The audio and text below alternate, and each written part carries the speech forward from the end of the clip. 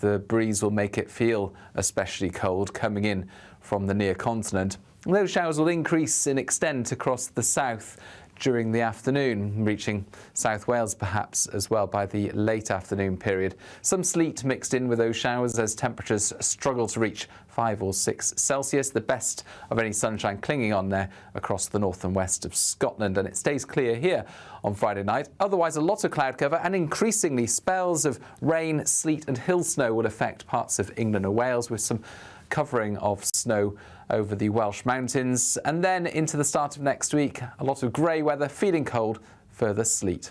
Expect a warm front, moving from the kitchen right through to the rest of the house. Boxed boilers, sponsors of weather on GB News.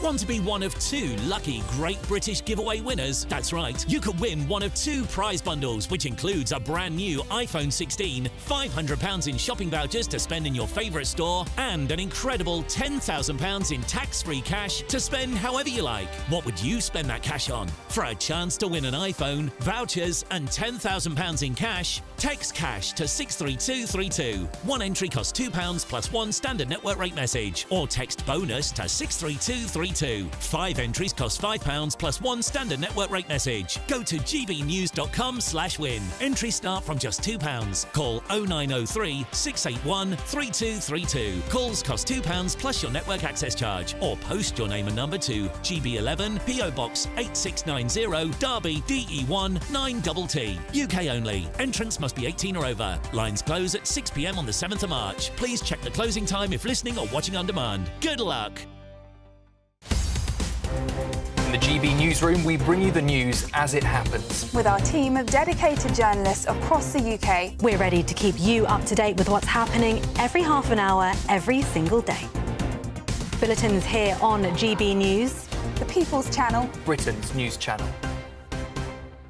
Headliners on GB News 11 p.m. every night. It's got 3 top comedians going through the next day's newspapers so you don't have to read them, which is great. That's a good point. He's lying. I mean, maybe he's not lying. That's Headliners every night from 11 p.m. and 5 a.m. as well on GB News, Britain's news channel. Join me, Camilla Tominey, for a frank and honest discussion with those in power that cuts through the spin and gets to the heart of the issues shaping our nation. You haven't confirmed that you want to stand as leader, but you haven't ruled it out either. This report basically says that he's not fit to stand trial. Is he indecisive? Incompetent? I deliver the dose of reality Westminster needs. That's the Camilla Tominey Show at 9:30 every Sunday on GB News, the People's Channel, Britain's news channel.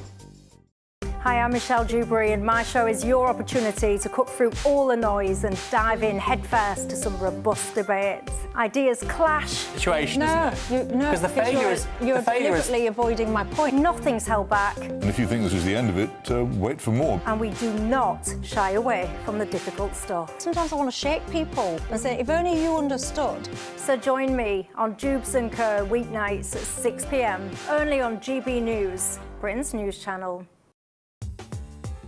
I'm Christopher Hope. From pop stars to politicians, I'll interview anybody in a pub who's got a political opinion. Join me every Friday on Spotify, Apple Podcasts, YouTube or gbnews.com, or wherever you get your podcasts. This is GB News, the People's Channel.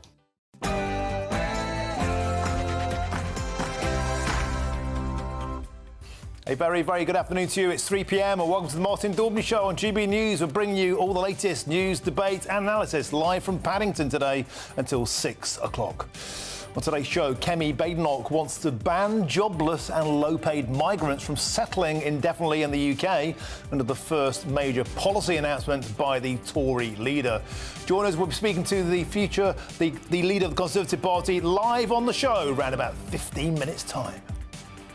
And the Deputy Prime Minister, Angela Rayner, has cancelled local elections for 5.6 million people, which has absolutely outraged the on-the-rise Reform UK leader, Nigel Farage.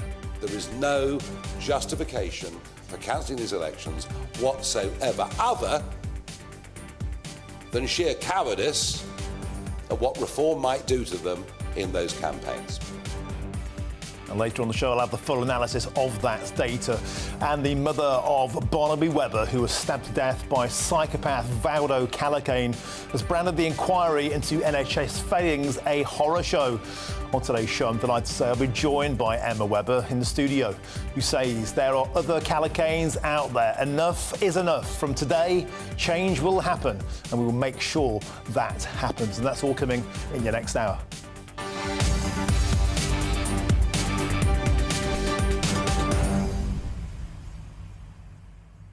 Welcome to the show. Pleasure to have your company. So yesterday's show, you may have noticed, went into meltdown towards the end. The plug was pulled.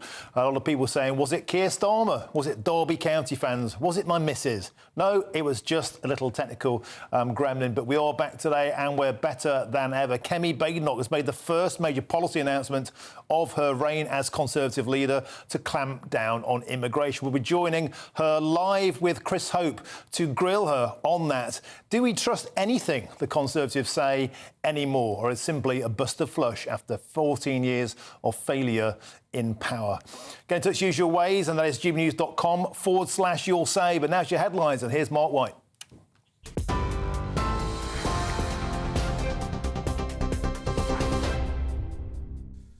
Good afternoon. The main headlines from the GB News Centre. The Bank of England has reduced the interest rate by 0.25% to the lowest base rate since June 2023. The rate has fallen from 4.75% to 4.5%. Bank of England Governor Andrew Bailey said he'd be monitoring the UK economy and global developments closely and would take a gradual and careful approach to any further rate reductions. The Prime Minister says nuclear power will be prioritised in the spending review. On a visit to a nuclear laboratory in Lancashire with the Energy Secretary, Sir Keir said more nuclear power plants will be approved as red tape is slashed. The plans aim to make it easier to build mini nuclear power stations in England and Wales. The Labour government believes the introduction of small modular reactors will help to deliver clean, secure and more affordable energy. The Prime Minister described the plans as a game changer. Really ambitious, which means that we're going for innovation, technology, small modular, which I think will be a huge part of the future that you will all be working on, and of course making it more available in different places. As you know, there's only 8 sites at the moment where we can develop. From today onwards, many other sites can come forward. The potential for that is huge. The Foreign Office has announced that a Russian diplomat has had their accreditation revoked by the UK. The tit-for-tat move comes after a British diplomat was expelled from Moscow last year. The Russian ambassador was summoned to the Foreign Office to be informed of the move. Foreign Secretary David Lammy said he was unapologetic about protecting the UK's national interest. Lord Mandelson has told a journalist to F off when asked about his relationship with paedophile financier Jeffrey Epstein. Questions have been raised before about links between Britain's incoming US ambassador and Epstein, who died in prison in 2019. Lord Mandelson said he regretted ever meeting him, but then told a Financial Times reporter, "I'm not going to go into this. It's an FT obsession, and frankly, you can all F off." The Met Police has stepped up its efforts to clamp down on phone thieves, seizing 1,000 stolen mobiles and arresting 230 people in a single week. During a week of coordinated action across London, the force targeted phone thieves, and this included action in hotspot areas like the West End, where nearly 40% of thefts occur. The Met Police described it as a £50 million a year trade that saw stolen phones resold in the UK and abroad. Grenfell Tower is to be demolished 8 years after a fire claimed the lives of 72 people. Bereaved families were told of the government's decision last night at a meeting with Deputy Prime Minister Angela Rayner. However, members of the Grenfell United group, who represent survivors and bereaved families, say some are upset about not having their views heard or considered in the decision. The Queen has praised the brilliant efforts of health workers and other staff supporting sexual assault victims. Her Majesty launched the purpose-built Sexual Assault Referral Centre in Exeter. She met one survivor who described the difference the service had made to her life. Queen Camilla told the staff they're doing a brilliant job and shouldn't go unrecognised. And finally, Greggs has announced a battle of the burgers, taking on McDonald's and KFC by launching its own. The bakery chain is adding a new chicken burger and wrap to its hot made-to-order range. It comes as Greggs plans to open 150 new shops this year in a massive expansion. Well, we sent our reporter, Jack Carson, who else, off to the bakery chain to very bravely taste the new offering. The world is watching. It is crispy. It's very crispy. I've probably eaten a bit too much. I would prefer a little bit more mayonnaise on my burger, I think.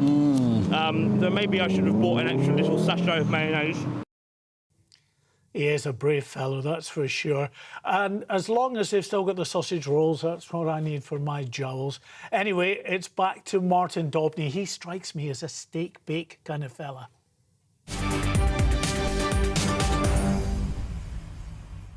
You're absolutely right, Mark. Steak bake all day long, my old son. Now back to the serious business of politics, because the Conservative leader Kemi Badenoch says that immigrants should have to wait at least 15 years before they become eligible for British citizenship, as she announced her first major policy since being elected as the Conservative leader. And Ms Badenoch also said that indefinite leave to remain should not be granted to those who have criminal records, who claimed benefits or even social housing. But with 14 years of Tory failure to tackle rocketing immigration, why should voters believe a single word that they say? Well, I'm now joined in our studio by our political correspondent, Catherine Forster. Catherine, welcome to the studio. Now, of course, we are shortly crossing live to Kemi Badenoch. Chris Hope is sitting down with the Conservative leader to grill her on some of these policies, because the one thing that leaps out about this, first of all, they had 14 years to do this and didn't. And secondly, I might have spotted a tiny flaw in this plan, and that is endless amounts of people can still come to the country. It just means that they'll still be able to claim benefits, they'll still be able to claim social housing, but they won't be allowed to be a British citizen for 15 years. But that won't stop the tide, will it? Well, yes, and we've waited a long time, haven't we, for some policy from the new Conservative leader. I remember back when she did her launch speech, feels like a long time ago, the whole speech, there wasn't a hint of any policy, and we've waited and waited, and now we have this. Now, there's quite a lot in here, but as you say, the fundamental issue, I think many people will think, is the numbers of people coming into the country in the first place. She, of course, no matter that we made mistakes, is closely associated with that. That all happened on the Conservatives' watch. And I think many people will just think, well, you're not fundamentally addressing that. Now, OK, saying to get indefinite leave to remain, doubling that from 5 to 10 years, making it tougher to get citizenship, making it that you have to be a net contributor, you've got to not have claimed benefits, not have used social housing. If you've had your kids educated in state school, that will be taken into account. That might all be quite popular, I think fairly difficult to administer, but I think as a sort of easy message to get out to the public, I'm not sure that this is really it. And there's a case today of somebody who'd been in Britain illegally since 2008 who got £100,000 compensation because they were trying to be kicked out of the country. You can just imagine the lawyers licking their lips at this. There's no power to forcibly deport. It doesn't mention leaving the ECHR. It doesn't do anything as progressive, perhaps, as France, who say no benefits for 5 years. Italy are towing back the boats to Tunisia. Sweden paying £36,000 for people to leave their country. Germany closing its borders. The European Union this week saying they want to have the right to deport illegal immigrants. It all feels a bit, I don't know, wishy-washy compared to those kind of policies. And, of course, for all that Kemi Badenoch is saying now, you know, we've got clips of her standing up in the House of Commons championing the numbers that were coming in, as you know, for students and dependents coming with them, and so on and so forth. And we had Priti Patel last week, didn't we, saying that basically she wasn't going to apologise because it was important that we'd taken this group of people or that group of people. But the point is, they promised the British public for 14 years to get the numbers down, and they went up to nearly a million, the Boris wave. Boris Johnson, you know, part of Brexit was to take back control, to get the numbers down. OK, the numbers coming from the EU have gone down significantly, but they've gone through the roof for the rest of the world. And looking at the predictions from the ONS going forward for the next sort of 10 years, net migration is set to be very, very high. And for all the government saying we're going to get Britain building, we're going to build 1.5 million new homes, that's not really going to touch the sides, is it? OK, and let's join my next guest now. Thank you very much, Catherine. We can now speak with James. James Hill now joins us from our Westminster studio. James Hill, thanks for joining us on the show. Just saying with Catherine Forsell there, first policy, we're expecting a big firework to come out of the box. This feels like it's fizzled out before it's barely even got off the ground. Well, Martin, I think that really shows the challenge ahead of Kemi Badenoch. As you say, she's going up against 14 years in government where the Conservatives repeatedly talked a very good game on immigration and yet, of course, failed, first of all, to bring the numbers down to tens of thousands and then, of course, dramatically increase them in the so-called Boris wave post-2021. She's made this announcement today. I think most of her MPs will read it as an attempt to kind of redress the shift in terms of voters going to reform. The question is, of course, will this be enough? Probably not in itself, but it shows that she's trying to change policy ahead of trying to shift some of the personnel in terms of her leadership campaign. And I wonder if this comes down to a crisis of credibility, James. And I don't just say that about the Conservative Party, but also the Labour Party. We saw yesterday, I had Mike Tappin from Dover. There's this rumour of a red wall revolt.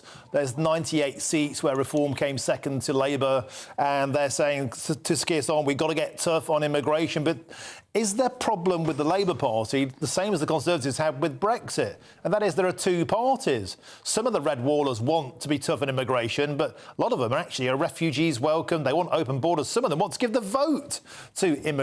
So with all of this landscape in front of us, James Hill, do we really have the political teeth to tackle immigration at all?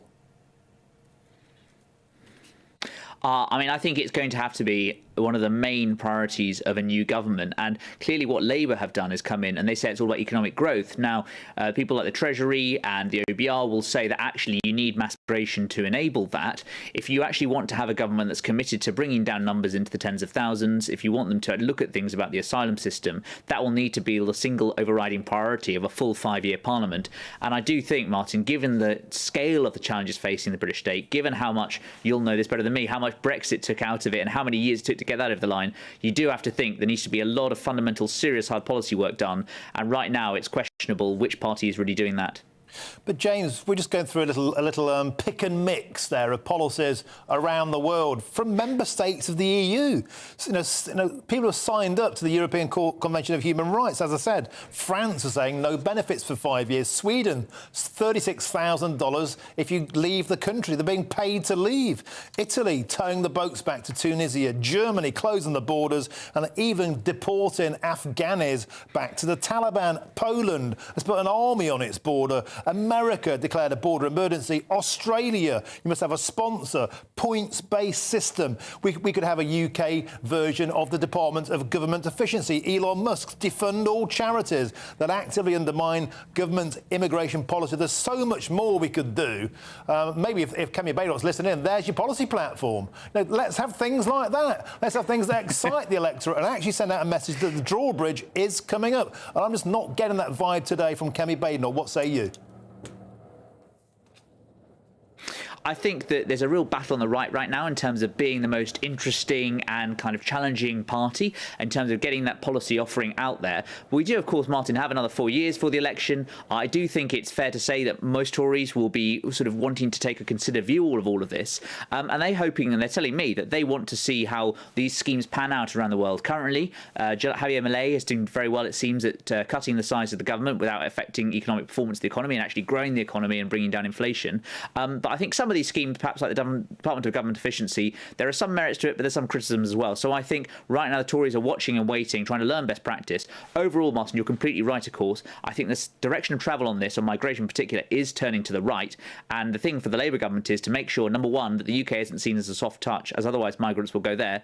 And number two, of course, also that when you're dealing with the governments, that you're able to kind of communicate on their terms, as otherwise the UK risks being left behind. So you're absolutely right. You know, water always finds a leak. It always finds the weakest point. And I feel that our borders are becoming that amongst some of the competition I just laid out there within even the European Union. James Hill, thank you very, very much for joining us on the show. Now, before we do go to Kemi Badenoch and Chris Hope, let's get back to the studio and have a little look at the local elections. Hoo-ha, Catherine Forster. I've got some data coming later in the show. Those 9 areas where the elections have been kicked down the road. Nigel Farage furious about them. I've got some astonishing figures, and it shows, and this might explain actually why the Conservatives have been a bit quiet on this topic. It shows the Conservatives are the ones who are going to get a kicking at these elections. Maybe that's where they're keeping quiet. This was always about, Sir Keir Starmer is making sure there's no referendum on the Labour Party. When you look at the data, it's the Tories that are going to do best out of this postponement of democracy. Nigel Farage said yesterday this is a collusion of the two parties. Has he got a point? Yes, I was at that press conference yesterday afternoon. Reform are up in arms because if you look at the map of the areas where these local council elections have been cancelled or postponed for a year, they're largely in the southeast, largely in areas, Essex particularly, where Reform are likely to do very well. 2 out of Reform's 5 MPs, of course, are in Essex. So Reform absolutely furious, getting people to sign a petition, saying that the two main parties are colluding. Great stuff, Catherine Forster. Now, we can now cross to GB News as political correspondent, editor Chris Hope, who's with Kemi Badenoch. Chris, over to you.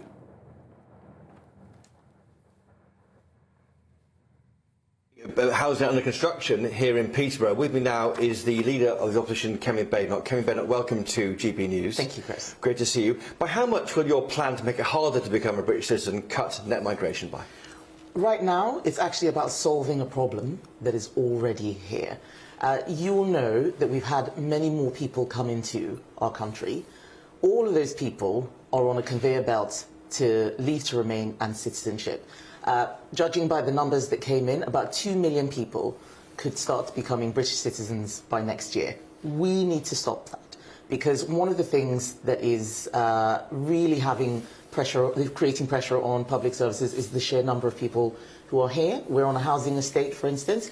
I'm here with the Conservative candidate for the Peterborough and Cambridgeshire mayoralty, and we can't build homes fast enough for the people who are here. So we need to make sure that all of the people who are here have to have a meaningful contribution to the UK. So one of the things that we would be changing is making sure that people are net contributors to the UK. Lots of people come in to do work, but they bring dependents, so they're net recipients of welfare, of benefits, if you've claimed social housing benefits or any benefits at all. So pay your way, essentially. More than pay your way, really. And that's for 5 years you can qualify to be a British citizen, but now it's 10 years. Is that over that whole 10-year period? It would actually take it from 5 to 15. So 15? Yes, and that's quite important.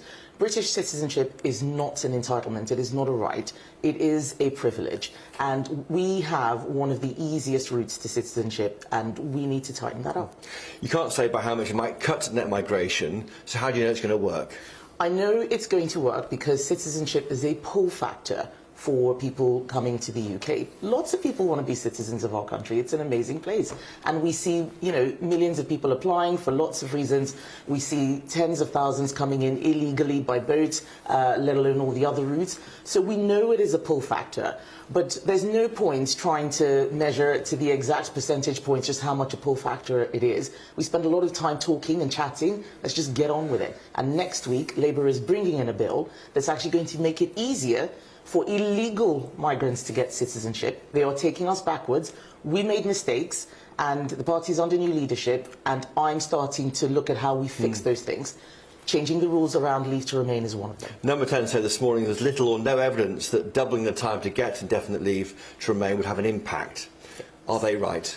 They don't get it. These people are not serious. an absence of evidence that they have tried does not mean that there is no pull factor whatsoever. They need to start doing the right thing. They don't get it. I know they're going to try and oppose us, but we are going to try and stop their bill, which is going to make it easier for people who are here illegally to gain citizenship. You don't know it's going to work. You just think it's going to work. I know it will work. Okay. I speak, as someone from an immigrant background myself.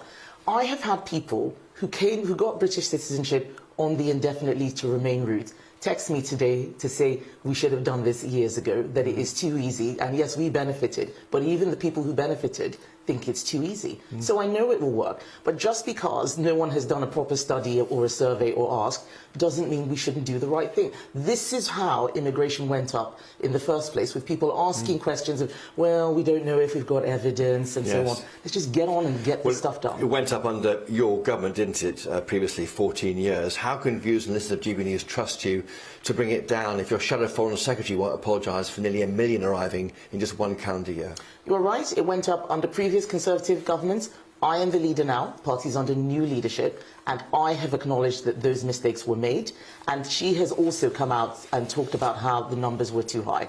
Immigration is way too high. We are here on a housing estate where cities and towns are saying that they cannot build fast enough. People can't get GP appointments. The NHS feels overwhelmed. We're spending so much on welfare. The welfare story is extraordinary. And while all of this is happening, we've just had the Bank of England say that unemployment is going up, that inflation is going up, that growth is halved. We need to do something. Just bringing in more and more people is not the answer. Why do it now then? We thought we were waiting for a couple of years before we heard policy. We've now got an actual policy which is not in response to a Labour government policy. Are you worrying about the polls? Is that a panic measure to go hard on immigration right now, with Reform doing so well? I said in November that we were going to set out a plan. The first step was the hard cap on visas. This is the next step. So I've always said that we needed to do things on immigration faster. One, because it was one of the areas where we failed. And two, because there are things that Labour can do now. They have a bill coming in next week, which we're going to try and amend. So it is very timely. We can't worry about what other parties are doing. We've just got to get on and start solving problems. And we are the only people who will do the work, go through legislation line by line. It's not just about making announcements. Announcements are not policy. This is something that has a real plan, real steps, is thought through. Local elections in May. 9 areas, there are no elections now for at least a year, postponed because of the Labour government's changes to the way they structure these unitary authorities. Will you oppose that? There's some research saying that the Tory party will benefit. I don't know that that's true. I haven't seen that research. I have really looked at this for my local area in Essex. My constituents, people in Essex will know that I have not been a fan of devolution. I have had a different view to the county council. And I just think that more politicians is not the answer to many problems. Let's see what Labour are going to do. They have a huge majority now. There's very little we can do to stop them. Some councils think that they can save money. So let's see what happens. What we need to make sure is that councils are properly funded.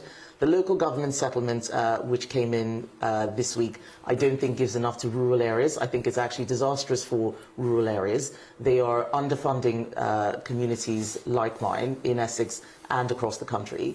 And we need to make sure that we get the right funding for local councils. So you don't oppose the delay in the local elections in 9 areas affecting 5 million people?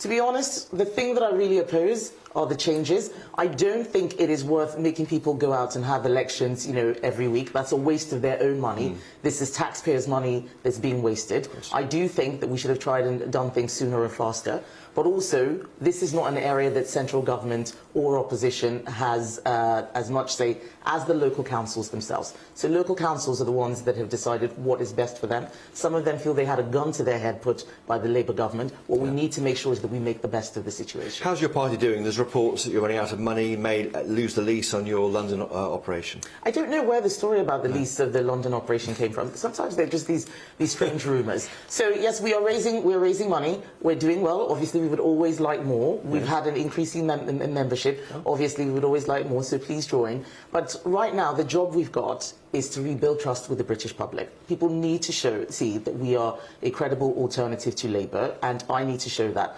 That's what I'm doing with the policy on indefinite leave to remain and citizenship, and I hope that people can see that we're doing our job as the opposition. It's not going past the Tory party? I don't know where that came from. Absolutely Just not. quickly on the issue of the voice coach issue with the Prime Minister. The Met Police won't investigate whether lockdown rules were broken when Sir Keir Starmer met his voice coach on Christmas Eve 2000. Are you satisfied with that? I'm going to look into it more. I always remember during COVID that we broke some of our principles in terms of trusting people, personal responsibility, freedom. Yeah. I always felt that the rules had gone too far. I was at the COVID inquiry last week. I talked about how I did not want vaccine passports. It was in all the records. So this is just yet another consequence. What is interesting is just how hypocritical Keir Starmer has been. I don't know anyone who needs emergency voice coaching on Christmas Eve. I just think that is quite a dodgy story. He wouldn't say at the dispatch box, all rules are followed. Now, that's interesting, isn't it? It's very interesting. Why wouldn't he? I think that Keir Starmer is a lawyer, not a leader, and I think he knows exactly what he can and cannot say to get himself out of trouble. And I had worked with my backbench colleagues to make sure that we covered all the questions that we wanted to ask at PMQs. And it was most interesting that he would not say on the floor of the House, because that would mean he was misleading Parliament, which is what he accused Boris Johnson of.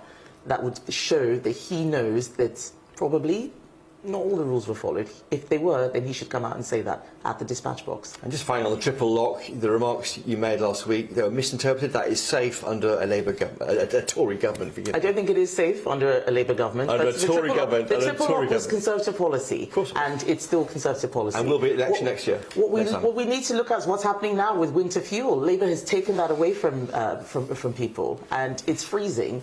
That's absolutely terrible. They're going after people they think don't vote for them. Pensioners, farmers, small business owners, employee nicks. And we've got to show that we're on the side of all these people. And is it safe under a Tory government, the triple lock? Yes. Yes, it is. And you're enjoying the job, just finally. You're enjoying the job? I am. I like a challenge, but it's also, I love politics, but it's also an opportunity for me to help a lot of people who I didn't have the opportunity to help. I'm not doing this for me. There are much easier things that I could be doing. It is a tough job, but I like a challenge, and I like fixing things. Right, we'll wait and see. Kemi Badenoch, thank you for joining us. That's Kemi Badenoch Martin, live from Peterborough on a housing estate, talking about her big policy on immigration today. Excellent stuff, Chris Hope. Thank you very, very much there with Kemi Badenoch, the leader of the opposition, detailing the new immigration policy. And Kemi Badenoch there said there is a conveyor belt in the United Kingdom to leave to remain. 2 million people by next year will qualify for that right to remain. Well, the obvious answer to that is they came in with the Conservative government, and the Conservative Party can't be in power next year, so that's probably going to happen. So it feels to me like the horse has bolted before the door is being slammed. She then talked interestingly about the local election. She said, I haven't seen the data that the Conservatives will benefit. Well, I've got the data, and you'll be seeing it at 5:10, I guarantee you that. And this will be a real eye-opener, because the Conservative Party will greatly benefit from postponing these elections. Perhaps that's why they've been quiet. And interestingly, on the calls for Sir Keir Starmer to be investigated by the Metropolitan Police, remember we broke that story yesterday on GB News, Kemi Badenoch said, I'm going to look into this more. Nobody needs emergency voice coaching on Christmas Eve. This is a dodgy story. And then she went on to say, she talked about the fact he wouldn't say on the floor of Parliament yesterday at PMQs that he did follow all the rules, because that would be putting him in breach of House rules, because you can't obviously tell fibs in chamber. Was there something to look at there, bringing the House into disrepute? So very, very interesting stuff, and lots to pick over throughout the rest of the show. Excellent there from Chris Hope with Kemi Badenoch in Peterborough. Now moving on to a bit of royal news. Prince William is in Angus in Scotland today, where he's visiting community-led organisations that are working to combat rural isolation and loneliness. The Prince of Wales has been seeing firsthand how these organisations create different community groups to improve their well-being, learn new skills and build friendships. And let's cross now up to Scotland and speak with GB News' royal correspondent Cameron Walker. Cameron, the weather looks beautiful up there, and this is an excellent initiative, a mental health tour of Scotland. Tell us more. Yeah, it's absolutely beautiful up here, Martin. I'm in Angus in Scotland, where Prince William has been speaking to a number of young farmers, particularly around the hidden mental health problems that rural communities like this face, but also the isolation that young farmers face. Now, we did have a clip for you earlier on in the day that we may or may not be able to show you. Hopefully someone in my ear can tell me, but while they are doing so, let me show you this, which are the strawberry crops which have been absolutely destroyed, which Prince William actually got to view a little bit earlier on. All of these polytunnels destroyed in a big storm 2 weeks ago. £200,000 worth of damage was caused by the storm, and it's uninsurable, Prince William learnt, and that showed the unpredictability of farming, which of course can affect mental health. So here is what Prince William told young farmers a little bit earlier on. Mental health is a particular thing I care about. Young male mental health particularly, although not exclusively. And I love the countryside and I love farming as well, and conscious that it's an area that needs a little bit of maybe support in understanding that there's access and support out there for young farmers and or farmers, any age farmers. As well as making sure that we are breaking down any taboos and stigmas around mental health. Because I think in the farming world, it's maybe not talked about as much in other sectors. Now, Prince William also has a scheme which he started with his Duchy of Cornwall farms to help with young people's mental health in rural communities. So that was his focus. But farmers were telling me here that actually a lot of the government plans has really affected crops here. So, for example, 55% of their production costs of this particular farm, which farms around 800 tonnes of strawberries per year to the UK's British supermarket, 55% of the productivity costs is labour. So the national insurance hike has really affected that yield and the profitability that they can make. So Prince William was hearing about that, obviously, but he has to remain politically neutral. So his focus on mental health and isolation in rural communities. Oh, it looks beautiful up there. And just thinking, if the wind can do that to strawberry tunnels, I wonder what it could do to solar farms. Anyway, I digress. Thank you very much, Cameron Walker. Looks marvellous up there north of the border. Beautiful stuff. Now, moving on to more local election coverage, because Rutland has been referred to as a county since the 12th century. But under the government's planned reforms to local government, England's smallest county could soon lose its independence. And the Deputy Prime Minister wants to merge district councils and counties to create new unitary authorities, which has led to Leicestershire County Council to call for its merger with Rutland. Now, the locals aren't happy about this. Let's go live now to Rutland and speak to GB News' East Midland reporter, Will Hollis. Will, welcome to the show. You're live in Rutland. What's the mood on the ground? Are the elections being kicked or merged down the road? Martin, there is a strength of feeling here in Rutland, a fear about what might happen to England's smallest county if it's to join with a much larger council like Leicestershire County Council. This is happening all over the country. All sorts of small councils will be forced to join in with bigger councils. Let's go into Hungry Birds Cafe here in Rutland to talk to somebody with a memory of Rutland as far back as it could go. Let's talk to Joyce Lucas, who's been a town councillor, a Rutland County councillor. At the age of 90, how has Rutland changed, Joyce? It's got much busier. There's more traffic, there's more cars parked, and some are illegally parked, and there's more delivery trucks going through. It's a shame, really. It's a shame. How does it feel for people who have lived in Rutland most of their lives to see England's smallest county change, and maybe change even more by joining in with Leicestershire? I think it's very sad, and I think most people are very sad about it. They worked hard to get unitary status. I remember that well. In the 1990s, a fight for independence to claw back independence from Leicestershire, which was taken away. What was that period like, and how does this independence fight feel now? I think it'll be the same. I did a straw poll in the local supermarket day before yesterday with all age groups, just called on people and said, what do you think about going into Leicester? A couple of ladies from Cottesmore, which is our largest village, never. They said, never. So it just sums it up. Nobody wants. And then just finally, what do you think would happen? It's a strength of feeling. You were about to say nobody wants to join Leicestershire, but what do you think will happen with your wealth of experience as a county councillor and town councillor here in Rutland? I don't think we'll have a say in it, but we'll fight it. Believe you me, we'll fight it.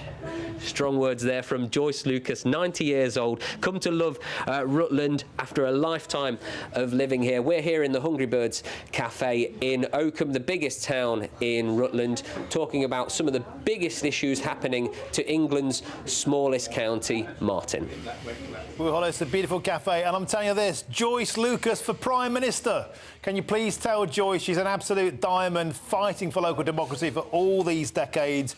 That's what we need more of. We don't want mergers. We don't want all these coalitions. We want independent, strong voices on the ground. Joyce Lucas, marvellous. Make sure we buy a cup of tea, Will. Thank you very, very much indeed for joining us on the show. Now, loads more still to come between now and 4 o'clock, including the Metropolitan Police have told GB News that they will not investigate the Prime Minister, Keir Starmer, over alleged lockdown breaches in 2020. But, and here's the big but, I'll speak with the barrister who insists that the police must reveal if Sir Keir Starmer broke the rules. That's next with me, Martin Daubney, here on GB News, Britain's News Channel.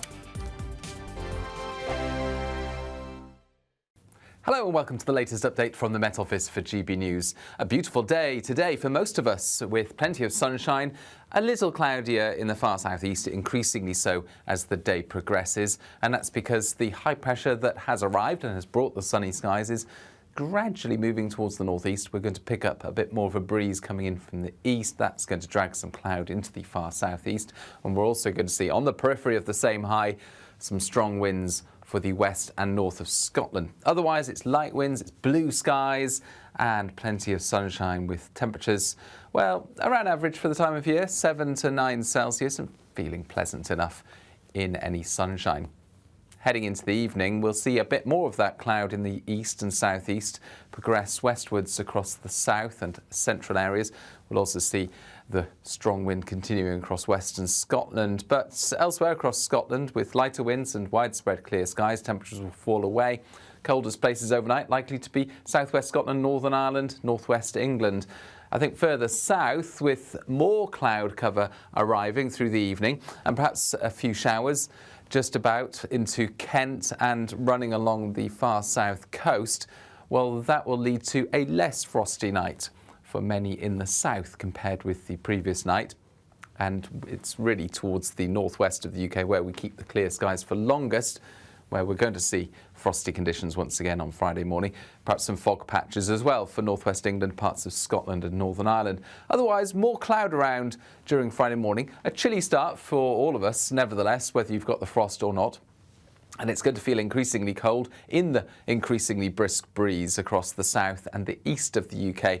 We'll also see showers arrive into the south, and these will be a bit sleety in places, perhaps even giving a covering of snow over the Downs and the Chilterns, and then later the Welsh Mountains. The latest GB News travel. Good afternoon, I'm Alan Wright. In South Yorkshire, the M1 southbound is partly blocked after a collision between junction 31 for Sheffield and 30 for Worksop and the A616.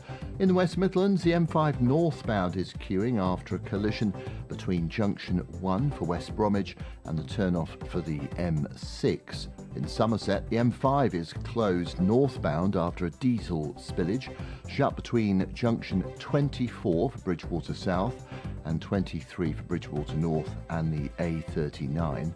And in Surrey and Shalford, Horsham Road, the A281, that's being closed in both directions after a collision involving a tanker, and that's shut between Stonebridge Wharf and the crematorium turnoff. You can stay up to date throughout the day by visiting our website, gbnews.com.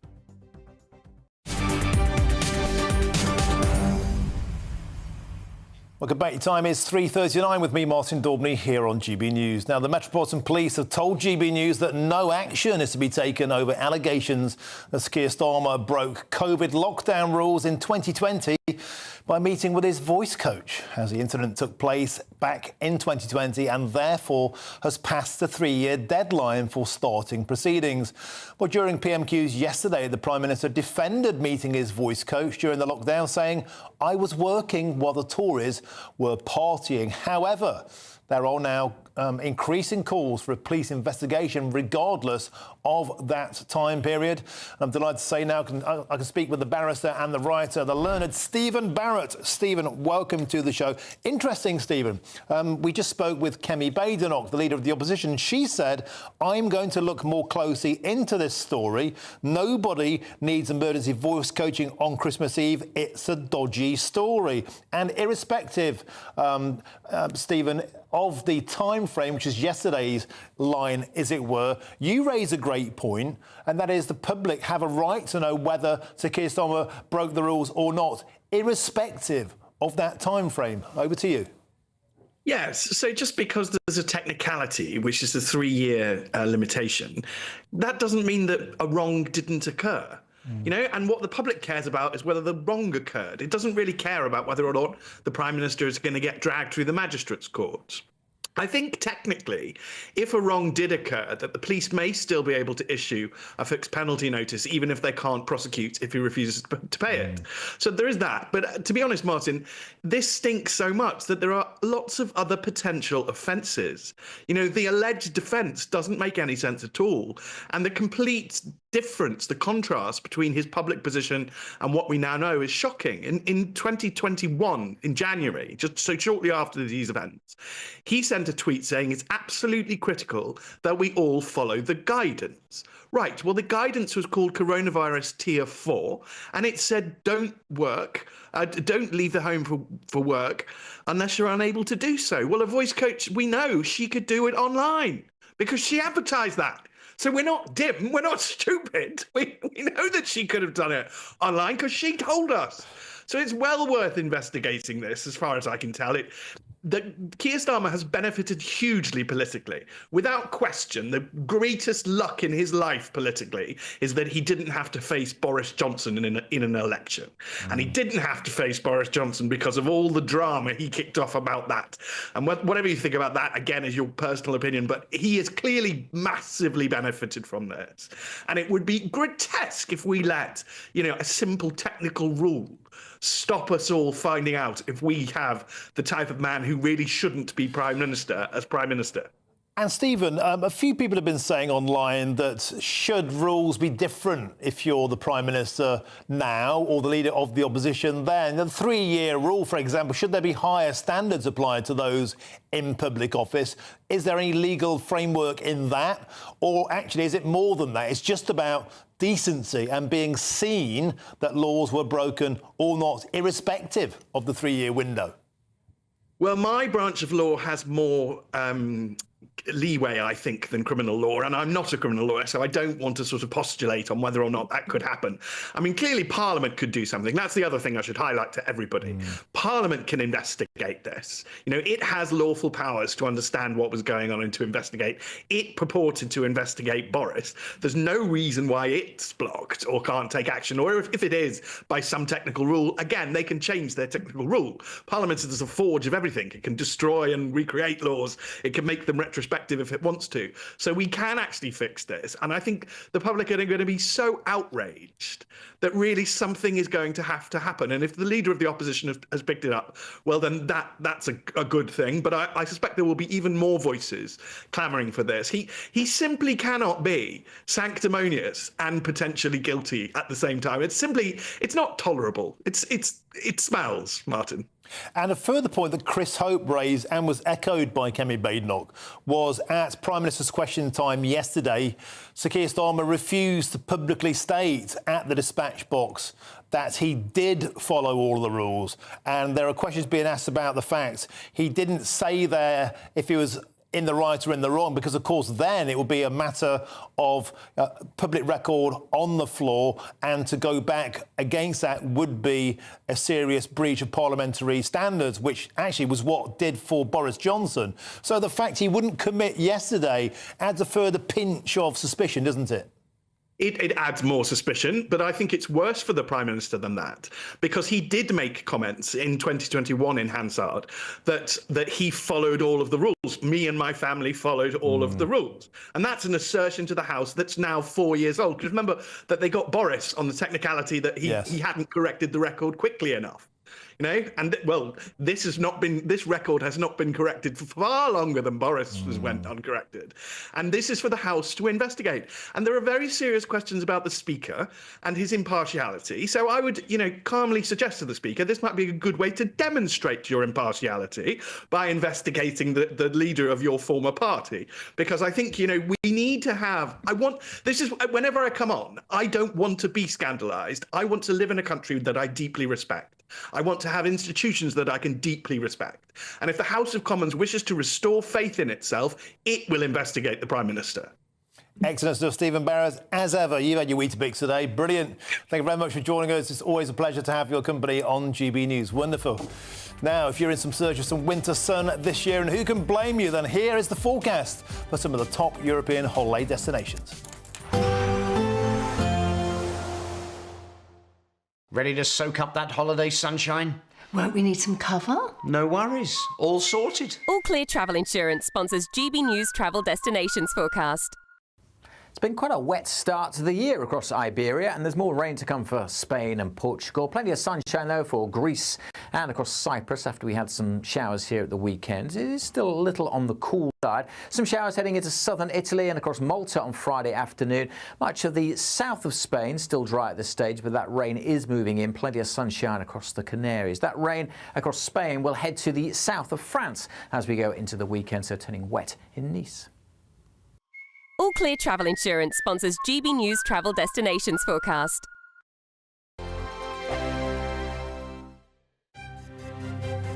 GB News Breakfast, every day from 6 a.m. I'm really pleased to see this story. It's the news that bowel cancer screening, the age for that is going to be dropped from 60 to 50. And this is really, really important because bowel cancer is one of the biggest killers, and more people appear to be getting diagnosed with bowel cancer in their 50s. Not entirely clear why. And there was an inspirational woman called Deborah James who I actually met when I used to be the Shadow Health Secretary, and I remember meeting her when she had her cancer diagnosis and supporting her campaign, and she sadly passed away a couple of years ago, but it was a phenomenal campaign, and I think did inspire the nation. And this is so important. So people in their 50s are going to be sent these kits in the post. And I suppose my plea is just do not ignore these kits because you can deal with cancer if you catch it early enough. Yeah. So I mean, this is not the most pleasant thing to do, and a lot of us aren't used to it and talking about it and whatever, but it is essential, obviously, to do. Yeah, I mean, absolutely. And the other reason I wanted to sort of flag this is, I mean, we can sometimes make ourselves sort of pretty miserable looking at the newspapers, but this is undoubtedly a good initiative that the government have done this, and that campaigners have persuaded the government to do this. So, look, I just want to plea to everybody watching, if you get one of these kits, use it. And, of course, I think it's really important within that to point out that this would not have helped Deborah, because Deborah was 40 when she died. And what's really important when you see stories like this is to pay attention to what your body is telling you. And if you have symptoms that are weird, it is important to go to your doctor and to talk about them and to take the tests. GB News, the People's Channel. Mornings don't have to be tiresome, especially if you have the right company.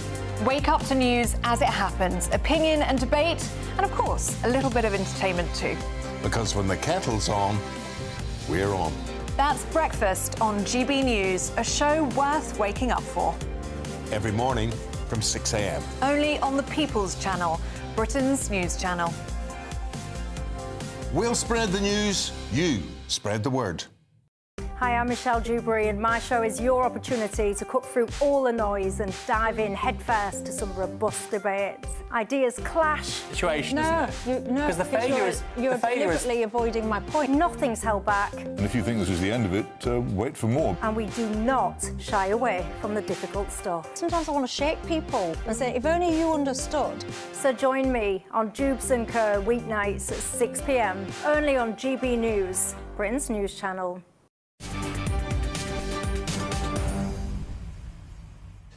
Welcome back. It's 10 to 4 with me, Martin Daubney, here on GB News. Now, the former Muslim Labour MP, Khalid Mahmood, has warned against Labour adopting the party's definition of Islamophobia. Now, this comes, of course, as a 16-strong council will provide advice to ministers on tackling Islamophobia in Britain and help advise on drawing up an official government definition. And I'm joined now by the man himself, the former Labour MP for Perry Bar, Birmingham, Khalid Mahmood. Khalid, always a pleasure to have you on the show. Of course, you are famously England's first ever Muslim MP, and yet you have reservations about this council, reservations about the new definition of Islamophobia proposed by the Labour Party. Tell us why. Well, first of all, at the moment, Martin, there is no new definition. In the 23 years I was in Parliament and continuously the work I do with Policy Exchange as a senior fellow, all that's happening at the moment is Dominic Grieve is coming forward. Dominic Grieve was the person who did the forward for the policy that's coming forward when the definition was made by the all-party group on British Muslims. So therefore, you've got the same old people pushing forward the same old theory and the strategy. So how is that going to produce anything different? So I think what we need to do, if we are seriously looking at this issue, and we should be seriously looking at this issue, but when we do that, we need to look at the people that can actually make a difference rather than the same old people playing the same old record. But also, Khalid, we should be allowed to criticise Islam. We should be allowed to criticise any faith. We have a freedom of speech in this country. We don't have blasphemy laws. And a lot of people are very concerned that this definition of Islamophobia, for example, would not allow us to talk about things like Muslim grooming gangs, which isn't racist. It's just a statement of truth. And so, therefore, why do we need this council or these rules at all? Well, we don't, and that's why I've campaigned against it, as I say, as an MP, but now as a senior fellow, I have been for a long time with Policy Exchange, is that this is not what we want. What we want is protections for people, particularly in terms of employment, in terms of services they receive, and direct religious hatred that they get. None of this addresses that. So why should we go into this continuously when it doesn't address the issues that are important to the community? So this is the group of people who've been pushing this for a long time.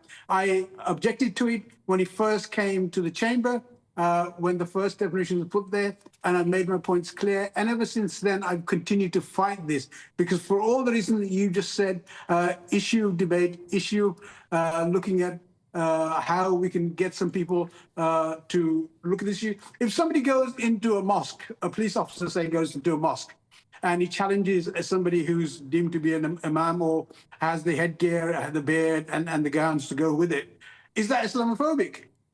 No. When the police officer is trying to do his duty. So those are the things we've got to overcome and look at how, if there are people who are involved or engaged in abuse of young people or anybody for that instance, that crime should be first sort of dealt with rather than just looking at they're Muslims. That's not the issue. The issue is those that are criminal should be dealt with and everything else should then be looked at. I think a lot of people watching the show are absolutely going to agree with you, Khalid Mahmood, and worth pointing out that one of the 16 strong proposed for this shortlist is Kari Asim, a Leeds imam who himself protested against the movie, which criticised the Muhammad, about the Prophet's Muhammad's daughter. It's called The Lady of Heaven. Him and his mob got that movie shut down. We don't want these kind of people deciding what we're allowed to talk about, surely. Thank you very much for joining us on the show. Always a pleasure. Khalid Mahmood, the British first Muslim MP in power. Thank you for joining us today. Now, plenty more coming up in the next hour, including all the reaction to Kemi Badenoch's immigration plan and, of course, her exclusive interview with GB News. Do you trust the Tories on immigration? That's next with me, Martin Daubney, on GB News, Britain's 2 channel. But now's your weather, and it's Aidan McGibbon.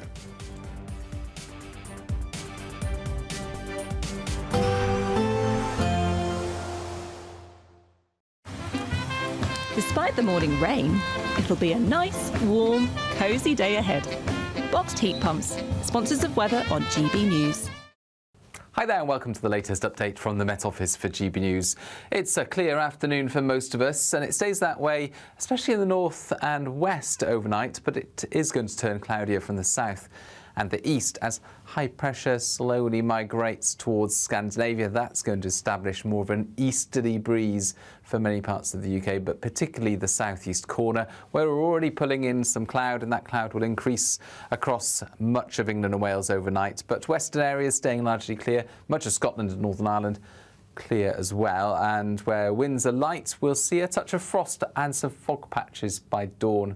But even where you've got the breeze and the cloud further south, it's going to be a cold start to the day. There'll also be some showers around for the south and southeast, but towards the north and northwest, beautiful blue skies once again, plenty of sunshine for Shetland, Orkney, the Hebrides, western and central Scotland. Just some low cloud there hugging the east coast of Scotland. Patchy cloud for Northern Ireland, but mostly dry and bright. But it's across England and Wales where we're seeing a lot more cloud during Friday morning compared with Thursday morning. And we've got these showers moving into the southeast. At the start of the day, they're mostly going to be rain showers, but it'll be cold. And the breeze will make it feel especially cold coming in from the near continent. Those showers will increase in extent across the south during the afternoon, reaching South Wales perhaps as well by the late afternoon period. Some sleet mixed in with those showers as temperatures struggle to reach 5 or 6 Celsius, the best of any sunshine clinging on there across the north and west of Scotland. And it stays clear here on Friday night. Otherwise, a lot of cloud cover and increasingly spells of rain, sleet and hill snow will affect parts of England and Wales, with some covering of snow over the Welsh mountains. And then into the start of next week, a lot of grey weather, feeling cold, further sleet. There will be a light breeze in the morning, leading to a warm front. Boxed heat pumps, sponsors of weather on GB News. The latest GB News travel. Good afternoon, I'm Alan Wright. In South Yorkshire, the M1 northbound has 2 lanes shut after a collision. It's between junction 34 at Meadowhall and 35 at Rotherham and the A629. In West Yorkshire, the M62 eastbound is partly blocked after a breakdown between junction 26 at Chain Bar and 27 for Gildersham. In the West Midlands, delays on the M5 northbound. That's queuing after a collision between junction 1 at West Bromwich and the M6 turn-off. And in Somerset, the M5 northbound is partly blocked. That's after a spillage of diesel earlier between junction 24 at Bridgewater South and junction 23 for Bridgewater North and the A39. You can stay up to date throughout the day by visiting our website, gbnews.com. We're giving you not 1, but 2 chances to win this month, with 2 prize bundles that include an incredible £10,000 in tax-free cash. But that's not all. You'll also get a brand new iPhone 16 and a £500 shopping voucher to spend at your favourite store. So why not be extra lucky this month? For a chance to win an iPhone, vouchers and £10,000 in cash, text cash to 63232. One entry costs £2 plus 1 standard network rate message, or text bonus to 63232. 5 entries cost £5 plus 1 standard network rate message. Go to gbnews.com/win. Entries start from just £2. Call 0903 681 3232. Calls cost £2 plus your network access charge, or post your name and number to GB11 PO Box 8690 Derby DE1 9TT. UK only. Entrance must be 18 or over. Lines close at 6 p.m. on the 7th of March. Please check the closing time if listening or watching on demand. Good luck. Good Afternoon Britain isn't just about us. The wonderful thing about this programme is it's about everyone watching. It's an interactive programme. Well, there absolutely is something to see here, and we're going to be talking about it more. Whether it's breaking royal news, Will, please bring us up to date, or indeed a particularly punchy speech in the House of Commons. Very, very curious. We bring it to you live, and then we bring you live reaction as well. That's Good Afternoon Britain, weekdays from midday. Only on GB News, the People's Channel, Britain's news channel. Join me, Camilla Tominey, for a frank and honest discussion with those in power that cuts through the spin and gets to the heart of the issues shaping our nation. You haven't confirmed that you want to stand as leader, but you haven't ruled it out either. This report basically says that he's not fit to stand trial. Is he indecisive? Incompetent? I deliver the dose of reality Westminster needs. That's the Camilla Tominey Show at 9:30 every Sunday on GB News, the People's Channel, Britain's news channel.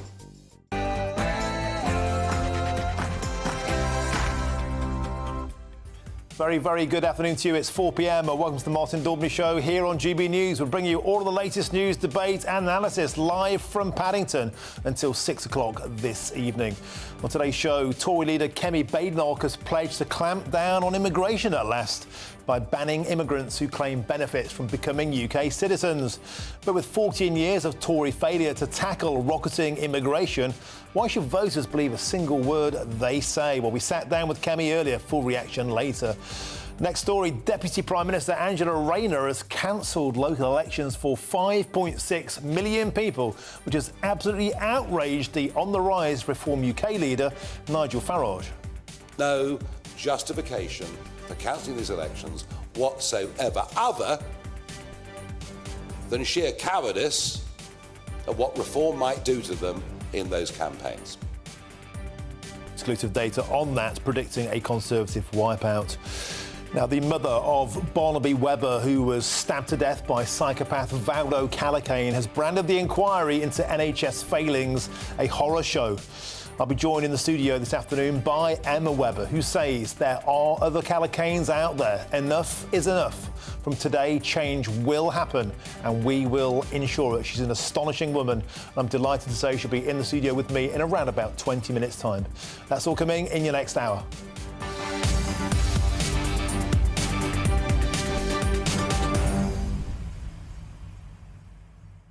Welcome to the show. Always a pleasure to have your company. So Kemi Badenoch came up with the Conservative Party's first policy under her leadership. We expected a big firework to come out of the box, but instead, did it fizzle out as a bit of a damp squib? Immigration is the issue that's causing a nightmare for the Conservatives as a Reform Party surge, and strong action was required. What we got today was a clampdown on people claiming benefits. Means that they can't become citizens, but they can be in the country for 15 years.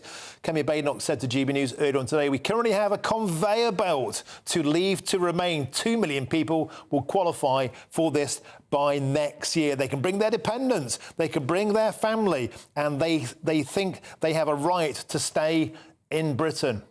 Didn't all of that happen on the Conservative Party's watch? Get in touch the usual way by going to gbnews.com/your say. But now's your headlines, and here's Mark White.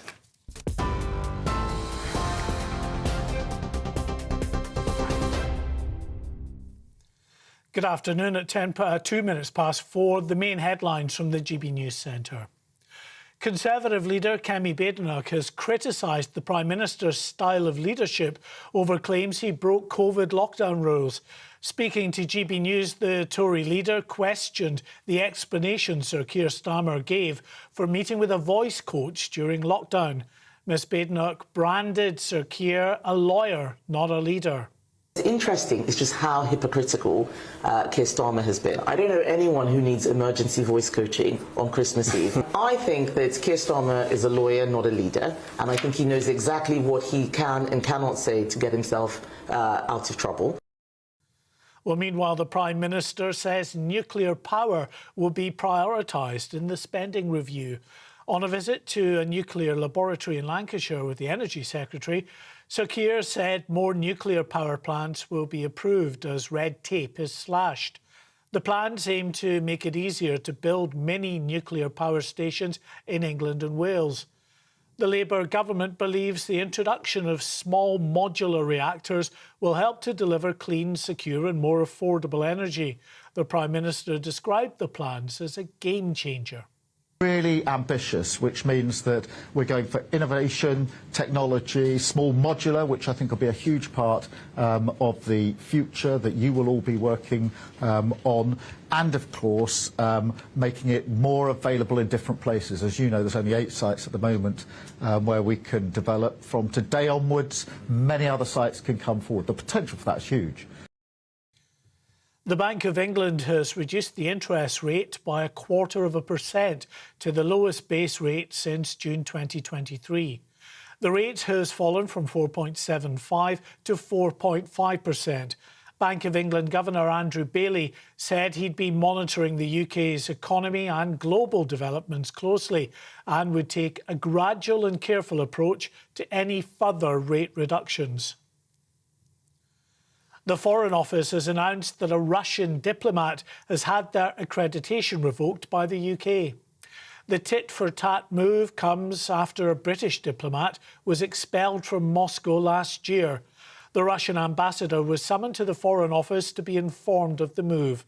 Foreign Secretary David Lammy said he was unapologetic about protecting the UK's national interests.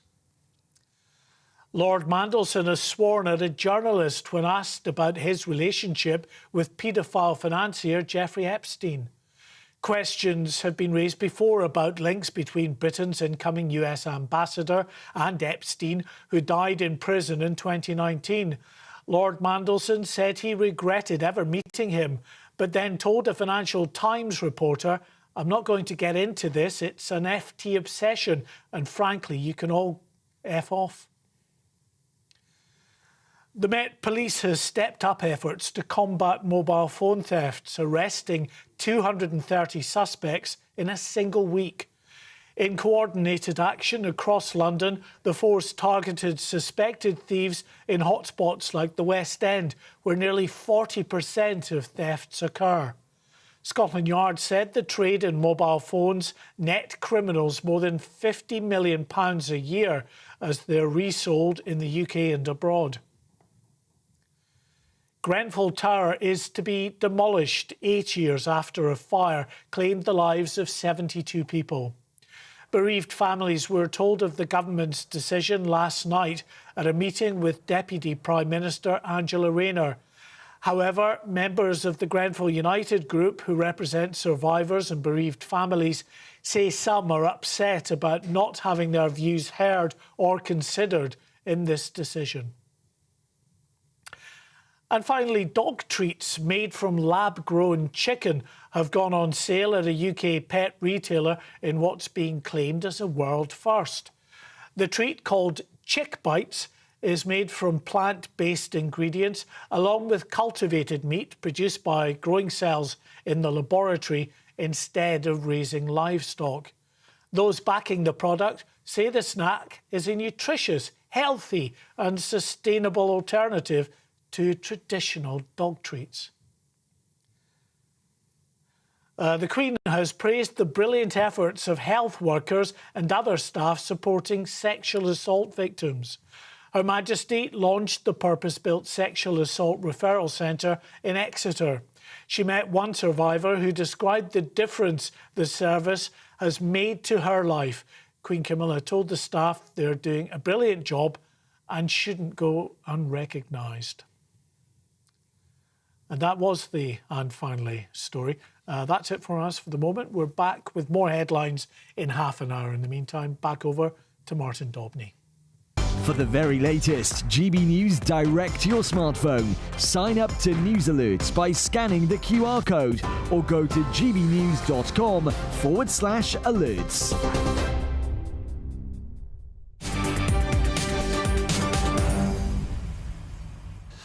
Thank you, Mark. Excellent, as ever. Now, the Conservative leader, Kemi Badenoch, says that immigrants should have to wait at least 15 years before they become eligible for British citizenship today, as she announced her first major policy since being elected as the Conservative leader.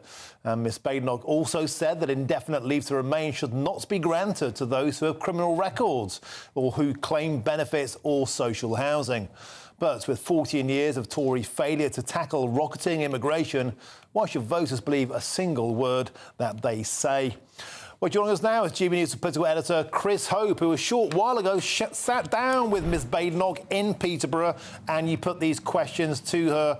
Chris Hope. So we were expecting a big firework, I think, Chris. This is the first major policy announcement since Ms Badenoch became the Conservative Party leader. But was it a big banger or was it a bit of a damp squib?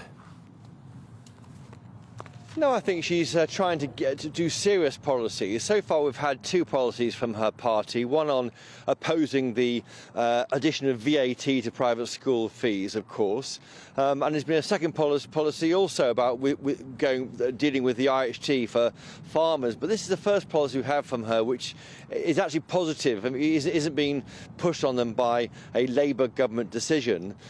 She says she's an engineer. She says that this is the first part of a process of dealing with net migration. And in the interview with us, she said that next year 2 million more Brit people will qualify to become Brits, and there needs to be something to delay that and make sure they are contributing properly to the economy. In a wide-range interview, we spoke to her about the triple lock for pensioners. That will be guaranteed at the next election, she told us. She denied the Tory party was going bust, rumours that the party's run out of money.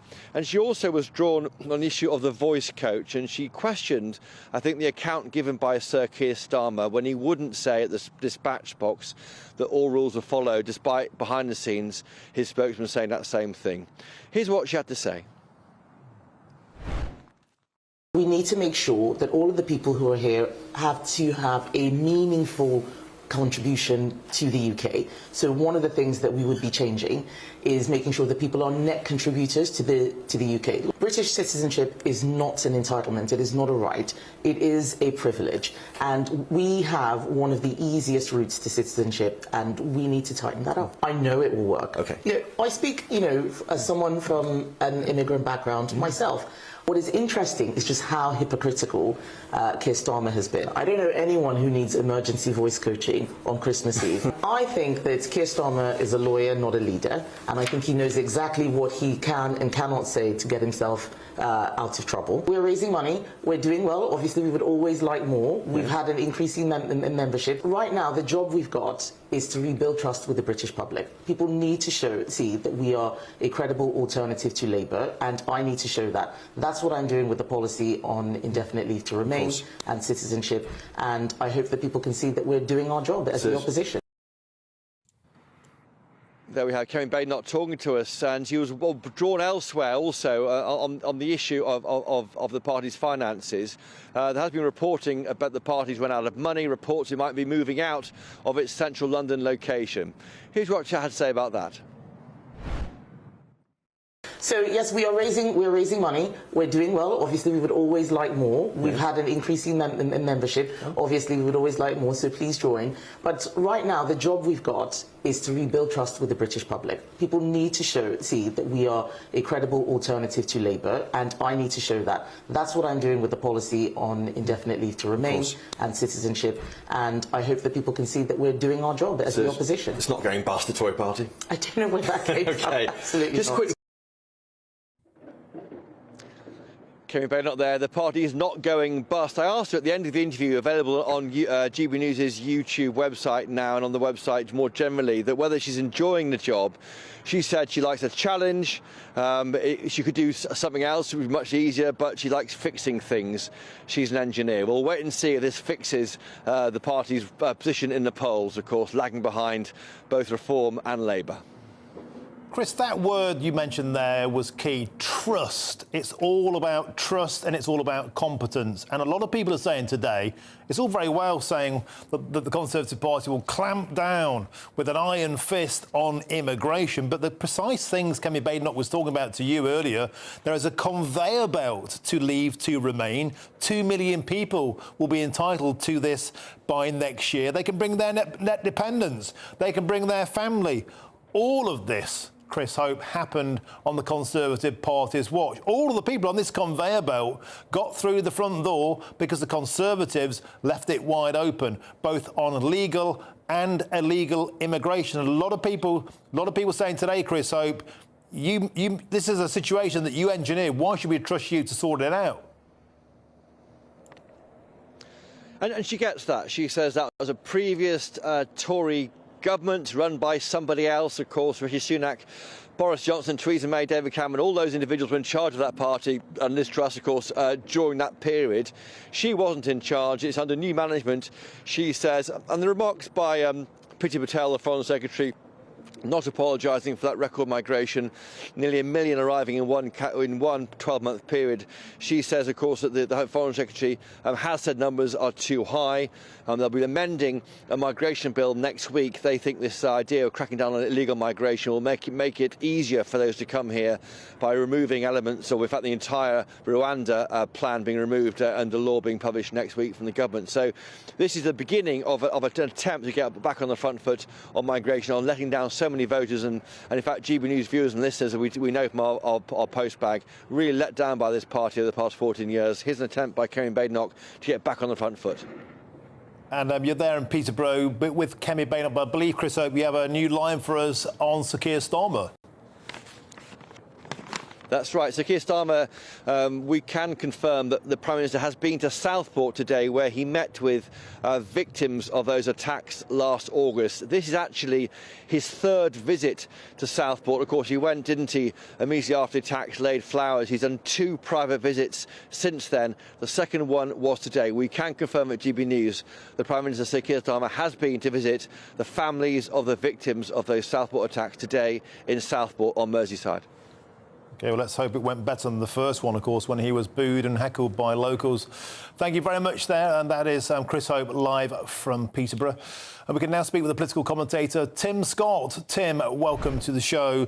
Let's start with this announcement today. A lot of people just saying it's all fine and well to say that the Conservative Party are planning to clamp down on immigration now they're in opposition, but they didn't do that when they're in 14 years of power. Yes, quite right, Martin, and thanks for having me on again. Yeah, I'm in a state of shock, as is the whole country, with Kemi Badenoch actually managing to announce a policy. You know, they're just not trusted. They're just not trusted on this issue. They're not trusted on a whole range of issues. I mean, there's some good sentiment in there in what she said. She says she wants a hard cap, but won't tell us what it is.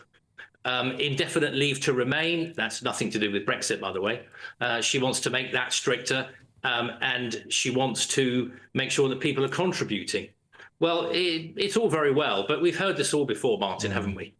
And Tim, don't you think that the window has moved on this topic now? When we look even around continental Europe, EU member states, people signed up to the European Convention on Human Rights. France are proposing no benefits for any immigrants for 5 years. Sweden are paying $36,000 to asylum seekers to leave the country. Italy are towing boats back to Tunisia. Germany closing its borders to all illegal immigrants and deporting Afghans to the Taliban. Poland have deployed the army on the border. America declared a border emergency. And, of course, we could do what they're doing with Elon Musk and have our own version of DOGE. And that is, we could be looking at defunding all charities that actively undermine government policy on immigration. We want something that's going to get us motivated and switched on and excited. The ideas are out there, but it seems we're getting, I don't know, pale imitations from Kemi Badenoch today. What would you say to that?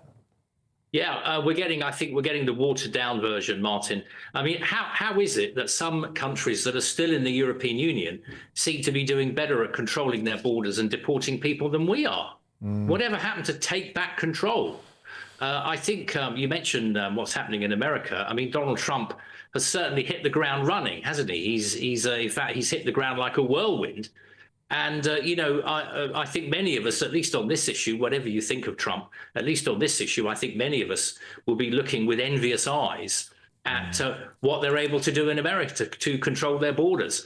I think the Conservatives on this issue, I mean, Labour will be no better. In fact, they'll probably be even worse, I fear. The Conservatives are just not trusted on this issue. And I think it's too little, too late, Martin. Tim, while I have you, can I ask you about the situation around Sir Keir Starmer and the voice coach? The Christmas Eve, I don't know, yodeling, whatever was going on in that office. Again, Kemi Badenoch was drawn on this in the interview with Chris Hope today. She was saying, I'm going to take a look into it a bit more. Nobody needs emergency voice coaching on Christmas Eve.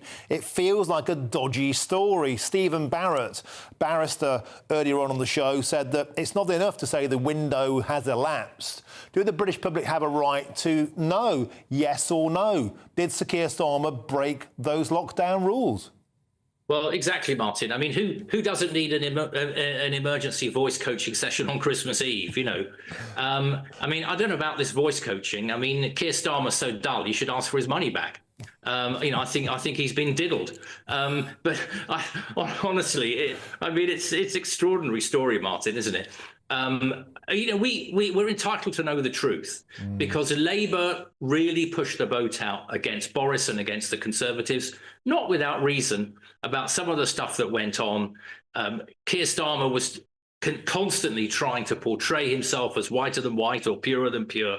And there was the Durham gate, hashtag Durham gate thing that I remember. I mean, if this is true, then and as Stephen Barrett said, I was following the show earlier. You know, this 3-year thing does sound all a bit too convenient, doesn't it?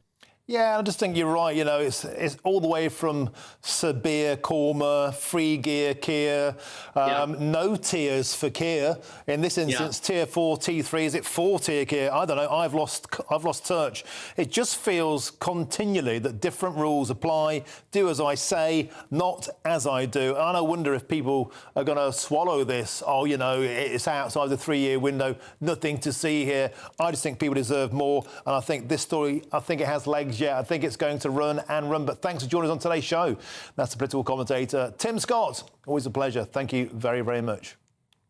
Now, brace yourselves because we're giving you 2 chances to win in our latest Great British Giveaway, as we have 2 amazing prize bundles to be snaffled. And here's all the details that you need to enter. The Great British Giveaway is officially 1 year old, and we have a birthday treat for you. We're giving you not 1, but 2 chances to win this month, with 2 prize bundles that include an incredible £10,000 in tax-free cash. But that's not all. You'll also get a brand new iPhone 16 and a £500 shopping voucher to spend at your favourite store. So why not be extra lucky this month? For a chance to win an iPhone, vouchers and £10,000 in cash, text cash to 63232. 1 entry costs £2 plus 1 standard network rate message, or text bonus to 63232. 5 entries cost £5 plus 1 standard network rate message. Go to gbnews.com/win. Entries start from just £2. Call 0903 681 3232. Calls cost £2 plus your network access charge, or post your name and number to GB11 PO Box 8690 Derby DE1 9TT. UK only. Entrants must be 18 or over. Lines close at 6 p.m. on the 7th of March. Please check the closing time if listening or watching on demand. Good luck. Coming up, I'll be joined by an astonishing woman. It's Emma Webber. She's the mother of Barnaby Webber, who was stabbed to death by the psychopath Valdo Callicane in Nottingham. And she has branded the inquiry into NHS failings a horror show. And she'll join me next in the studio. I'm Martin Daubney on GB News, Britain's News Channel.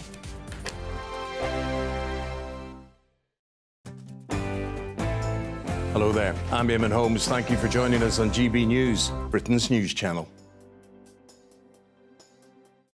In the GB Newsroom, we bring you the news as it happens. With our team of dedicated journalists across the UK. We're ready to keep you up to date with what's happening every half an hour, every single day. Bulletins here on GB News. The People's Channel. Britain's News Channel. Nana Queer, weekends from 3 p.m. 5 years ago now, we developed this campaign called Regifting Beauty. And Regifting Beauty is about giving back to those that are in less fortunate situations than the majority of us. And I was coming across people that were receiving gifts at Christmas. You know how many gifts we receive? Gift sets, items, bath bombs, all of these things that we don't necessarily use. For myself, they sit in the bathroom cupboard all year round. So I was thinking of a way how we can make that better, you know, put that to better purpose. And we developed this campaign 5 years ago called Regifting Beauty. And it's where people can donate unwanted toiletries, sanitary items, skincare, perfumes. And we work with different charities around the country, and they will re-gift them to survivors of domestic abuse.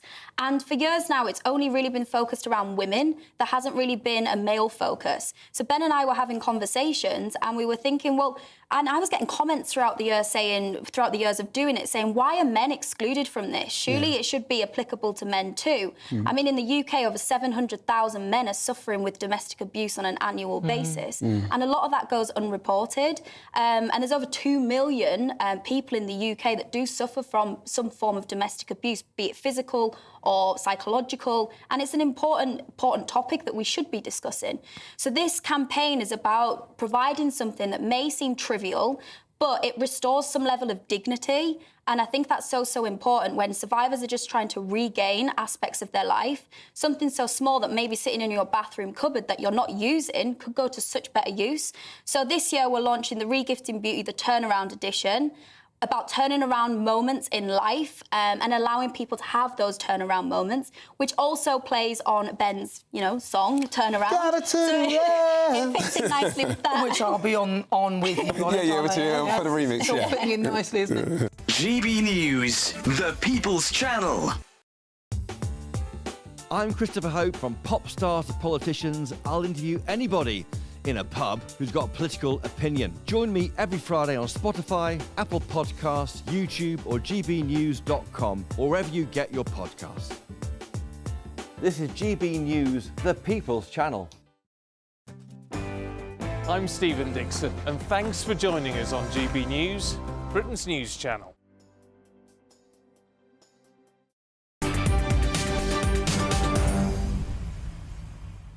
Welcome back. It's 4 with me, Martin Daubney, here in GB News. Now, hundreds of you have been getting in touch about Kemi Badenoch's flagship policy announcement today to clamp down on illegal immigration by denying people the right to British citizenship if they've ever claimed benefits or used social housing, or if they have a criminal record. Now, a lot of people are saying this won't stop anybody arriving. They can still come into the country and claim benefits for 15 years, or get into social housing, or have criminal records. They just can't become a citizen. Well, what use is that? And easily...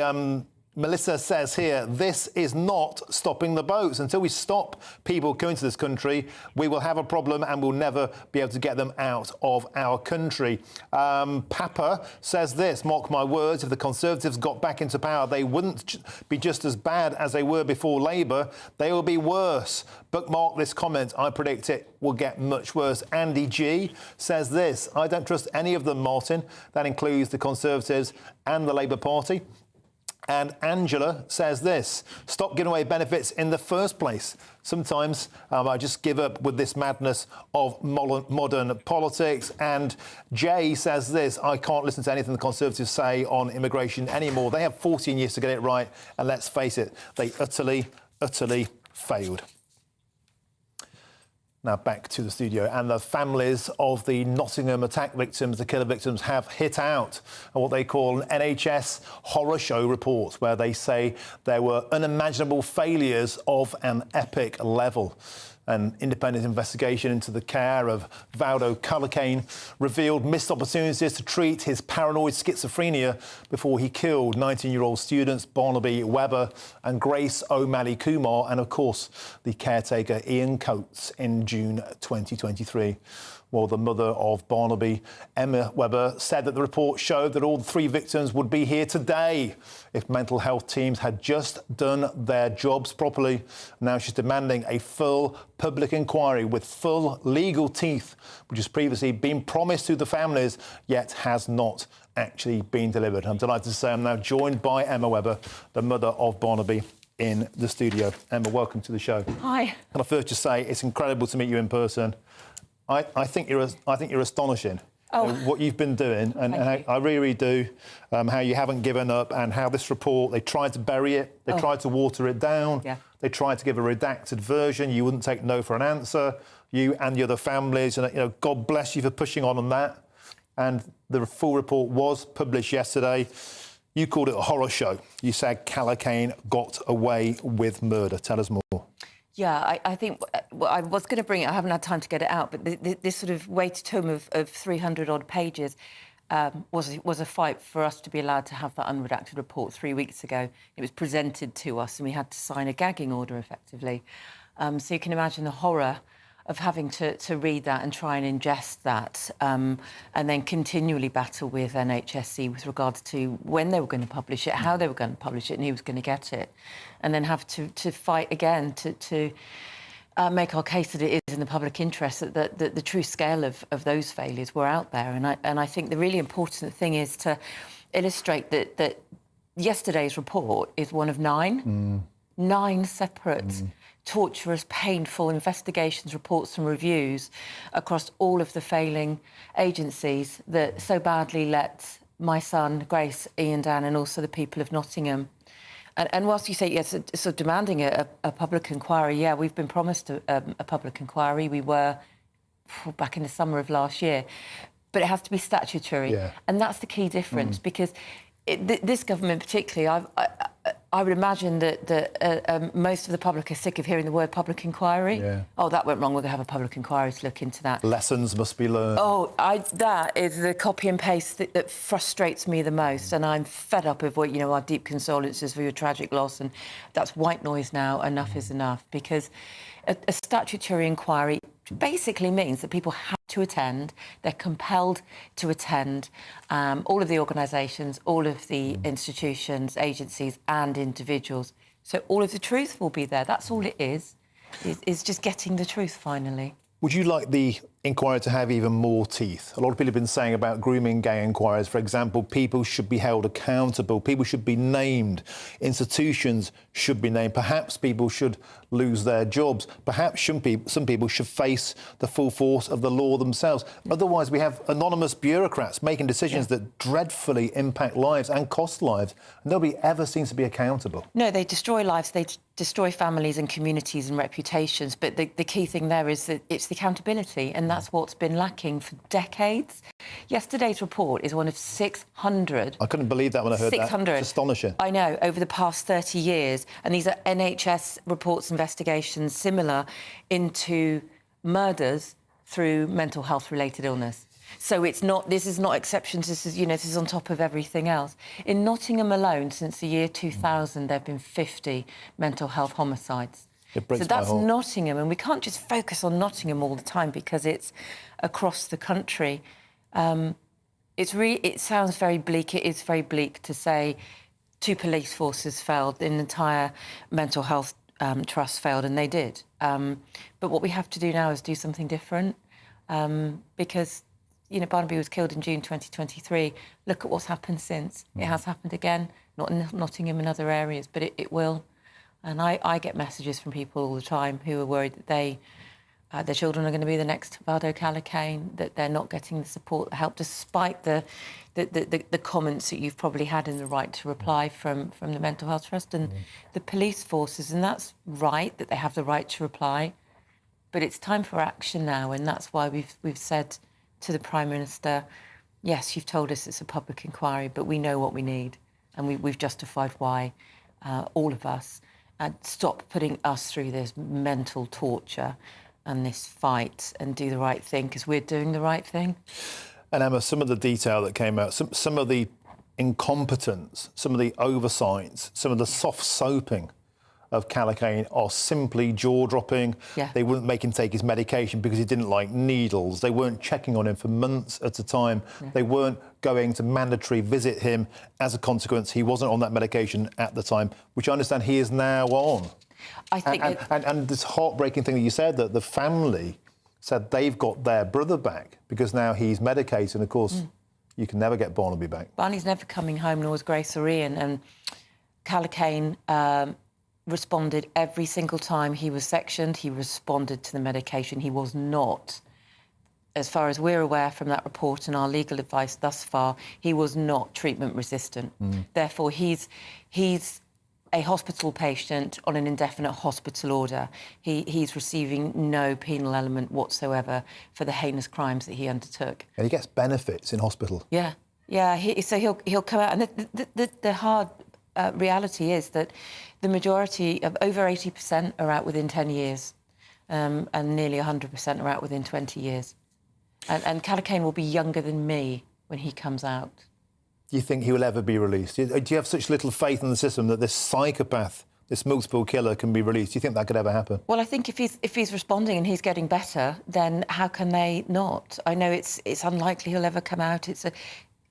These are empty words that the judge used, that the defence used in the very, very weak prosecution that was presented in the hearing. There's so much. It's so overwhelming. All that we've had to uncover forensically almost ourselves, that only that inquiry, Martin, that statutory inquiry, will uncover all of those truths. And do you know what? If we're wrong and that was all entirely right, and all of the things we feel we've uncovered remain unfounded, then that's fine, because at least we've done that.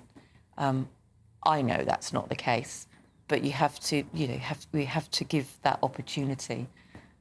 It's not a witch hunt. We're not asking for names in public, but if you can't do your job properly, and you're that clinician and you signed that individual off, or you're that police officer who didn't bother to put his name into your police records, then you must be held accountable. If you lose your job, that's dreadful, but it's worse to lose your life or your child. When you look at the evidence now, and what was in the NHS report, the culpability, the premeditation, the reluctance, the refusal to take medication, the refusal to impose that upon Callaghan. Do you think there's enough evidence here to push for a retrial for murder? I think that our legal team obviously managing our expectations because of how our legal system is in this country.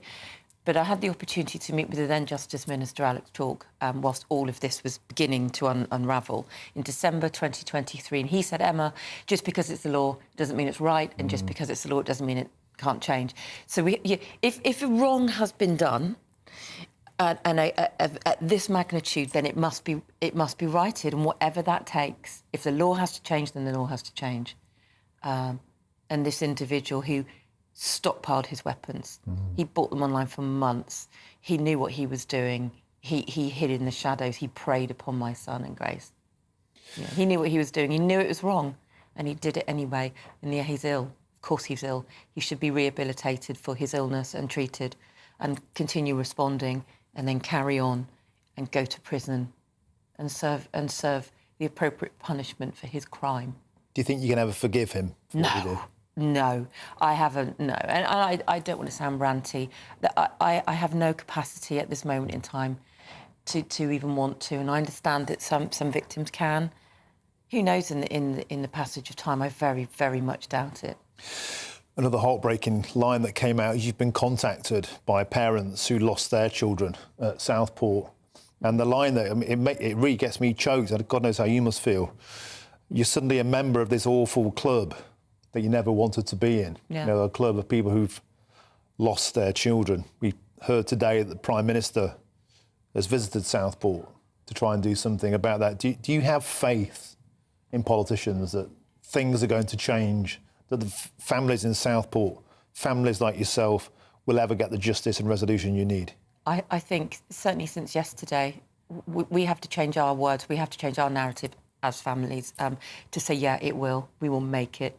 We will make the politicians do this if we have to. I have to have faith. If you haven't got faith and hope, what have you got? So you have the faith. A lot of people don't. She says. Yeah, a lot of people are starting to lose faith. A lot of people. Here's the point. A lot of people give up though. What have you got? Yeah. You know, you have to. For Barney's sake, I have to give it my best shot. We have to give it our best shot as his family and as the Kumar and the Coates family are. Because if you haven't, again, public safety is everything. Never would want to have anyone be deprived of their liberty. But if you are a danger to society, then you have to be supported and managed appropriately. And he wasn't. And not only did the medical professionals fail grossly, so did the police forces. And almost worse is that they cannot just put their hands up and admit the truth. The hide behind lessons will be learned and unreserved apologies and cannot comment due to IOPC investigations. And enough's enough. It's the truth will out, and that's when we get justice and change. You know, Emma, when we see the photographs there of Barney with his brother Oh, yeah, I don't look at that. They destroy me.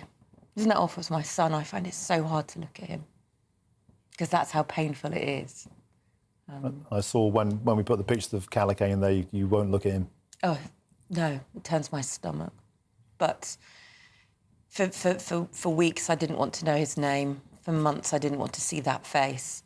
It was bad enough seeing his family when they did their panorama interview, but each of these traumas is another trauma and of unfathomable pain and grief. But in Barney's name, you know, I as a mother, us as a family, and the others we will address it. We have to. Well, thank you so much for coming in the show today. It's my home city of Nottingham. You know, Ian Coates was killed on the street behind where I grew up. Oh. The streets where your boy was killed. I used to walk freely, and I've walked down that street too. Yeah. With him. Just shame on them. Thank you so much for coming in today. And I just see something in you, though. I just know you're never going to stop. No. I think now you're going to become just this hugely motivated, amazing campaigner who will never take no for an answer. Oh yeah, do I have to be? You know, I don't want to be an activist, a campaigner, but I'm kind of thrust into this, and we have this voice that we've been given. Nobody wants to be me, the mum, Sandra, Sinead, or James, or Lee, or anyone, or Dave, my husband, but we are. So I think we owe it to all of them to do this. Okay. Thank you very much for joining us today. I really mean it. Thank you. And love to you and all your family and everybody else struggling for justice. Now, the Chief Executive of the Nottinghamshire Healthcare NHS Foundation Trust has said, "We apologise unreservedly for the opportunities we missed in the care of Valdo Callicane and accept that the Themis report in its entirety, including its findings and recommendations, we are making clear progress with a trust-wide plan which is already delivering key improvements in areas such as risk assessment and discharge processes." Thank you once again to you, Emma. Thank you. Lots more still to come to now 5 o'clock, including the county of Rutland, which could be set to lose its independence under planned changes to unitary authorities, and yet more bad news from Angela Rayner. I'm Martin Daubney on GB News, Britain's News Channel. Hi there and welcome to the latest update from the Met Office for GB News. It's a clear afternoon for most of us and it stays that way, especially in the north and west overnight, but it is going to turn cloudier from the south and the east as high pressure slowly migrates towards Scandinavia. That's going to establish more of an easterly breeze for many parts of the UK, but particularly the southeast corner, where we're already pulling in some cloud, and that cloud will increase across much of England and Wales overnight. But western areas staying largely clear, much of Scotland and Northern Ireland clear as well, and where winds are light, we'll see a touch of frost and some fog patches by dawn. But even where you've got the breeze and the cloud further south, it's going to be a cold start to the day. There'll also be some showers around for the south and southeast. But towards the north and northwest, beautiful blue skies once again, plenty of sunshine for Shetland, Orkney, the Hebrides, western and central Scotland. Just some low cloud there hugging the east coast of Scotland. Patchy cloud for Northern Ireland, but mostly dry and bright. But it's across England and Wales where we're seeing a lot more cloud during Friday morning compared with Thursday morning. And we've got these showers moving into the southeast. At the start of the day, they're mostly going to be rain showers, but it'll be cold. And the breeze will make it feel especially cold coming in from the near continent. And those showers will increase in extent across the south during the afternoon, reaching South Wales perhaps as well by the late afternoon period. Some sleet mixed in with those showers as temperatures struggle to reach 5 or 6 Celsius, the best of any sunshine clinging on there across the north and west of Scotland. And it stays clear here on Friday night. Otherwise, a lot of cloud cover and increasingly spells of rain, sleet and hill snow will affect parts of England and Wales with some covering of snow over the Welsh mountains. And then into the start of next week, a lot of grey weather, feeling cold, further sleet. The latest GB News travel. Good afternoon, I'm Alan Wright. In Gloucestershire, the M5 northbound is partly blocked after a collision. It's between junction 12 at Quedgeley and junction 11A at Gloucester and the A417. In the West Midlands, in Wolverhampton, Penn Road, the A449, that's partly blocked after a collision. It's happened just near the Lee Road turnoff. In Surrey, delays are building on the M25. That's queuing anti-clockwise through the roadworks between junction 11 at Chertsey and junction 10 for the A3. And in Somerset, the M5 northbound is still partly blocked for resurfacing work, and that's taking place just after junction 24 for Bridgewater South and the A38. You can stay up to date throughout the day by visiting our website, gbnews.com.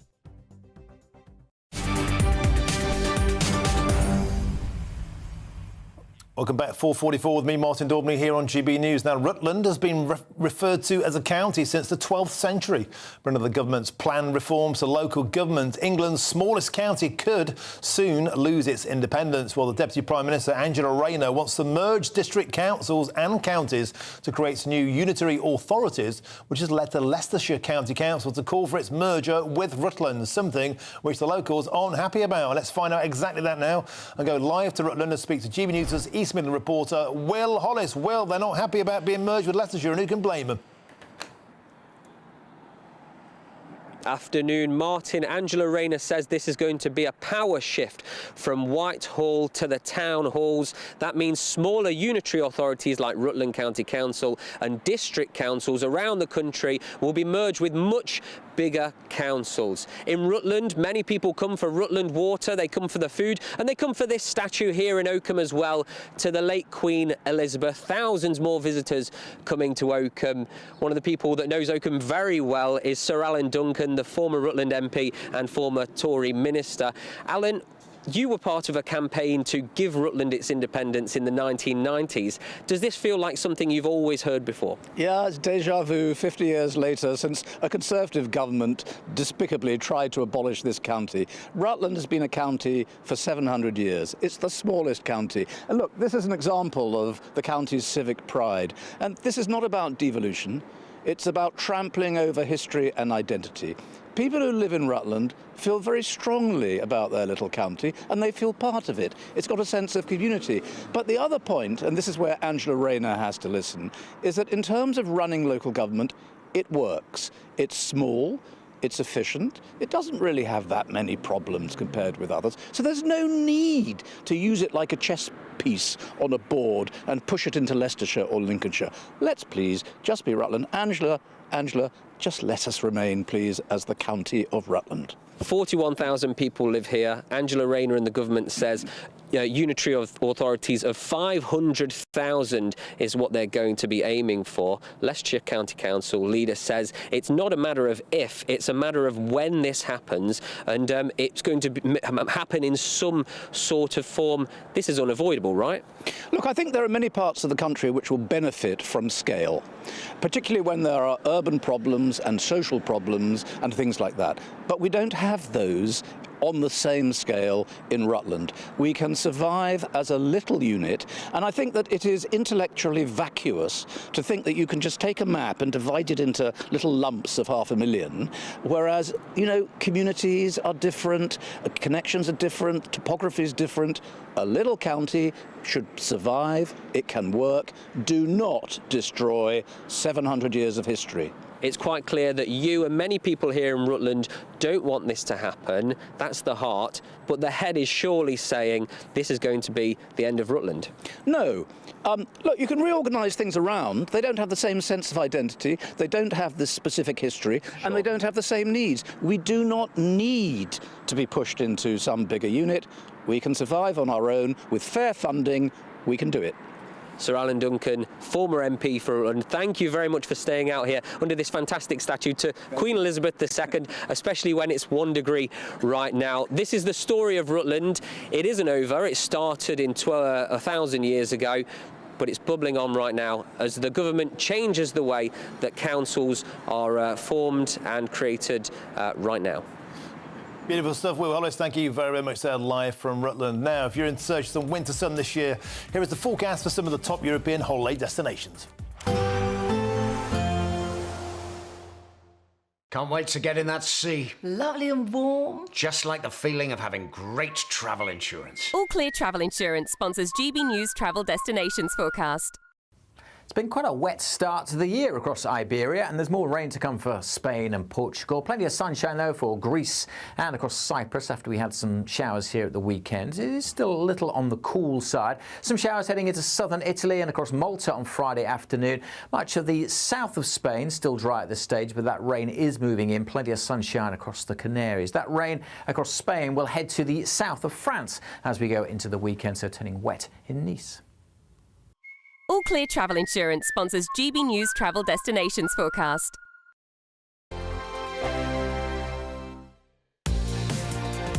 Mornings don't have to be tiresome, especially if you have the right company. Wake up to news as it happens, opinion and debate, and of course, a little bit of entertainment too. Because when the kettle's on, we're on. That's Breakfast on GB News, a show worth waking up for. Every morning from 6 a.m. Only on the People's Channel, Britain's news channel.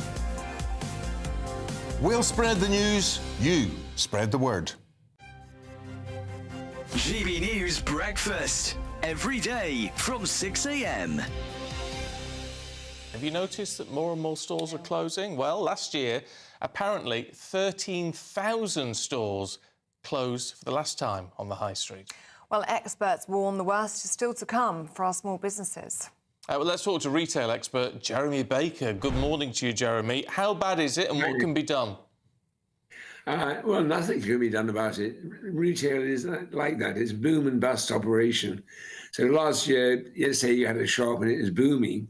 This year, the consumer can just change their mind. They don't need to come back to your shop ever again. Well, it is sad, Jeremy, because our high streets are the beating heart of our communities, aren't they? And for many people, I know I can relate to my high street, it is such a depressing sight, walking down there and seeing them all boarded up and closed down.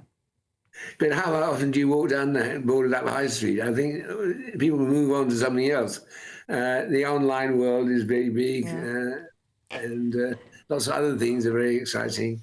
And so people, you know, the shop, I like to go to my GP in a shopping centre and get my tests done there rather than tramp off all the way to the GP, for example. And children could go to little schools in the high street. I've seen that happen already. So lots of things could happen to the high street. It could be much more social centre. Much more kind of like pubs, coffee shops, all that. Charities. I don't see anything wrong with charities taking over. But the idea of the shop-centred high street finished, that's gone. Never coming back. Goodbye. It's not sad, it's just life. GB News, the People's Channel.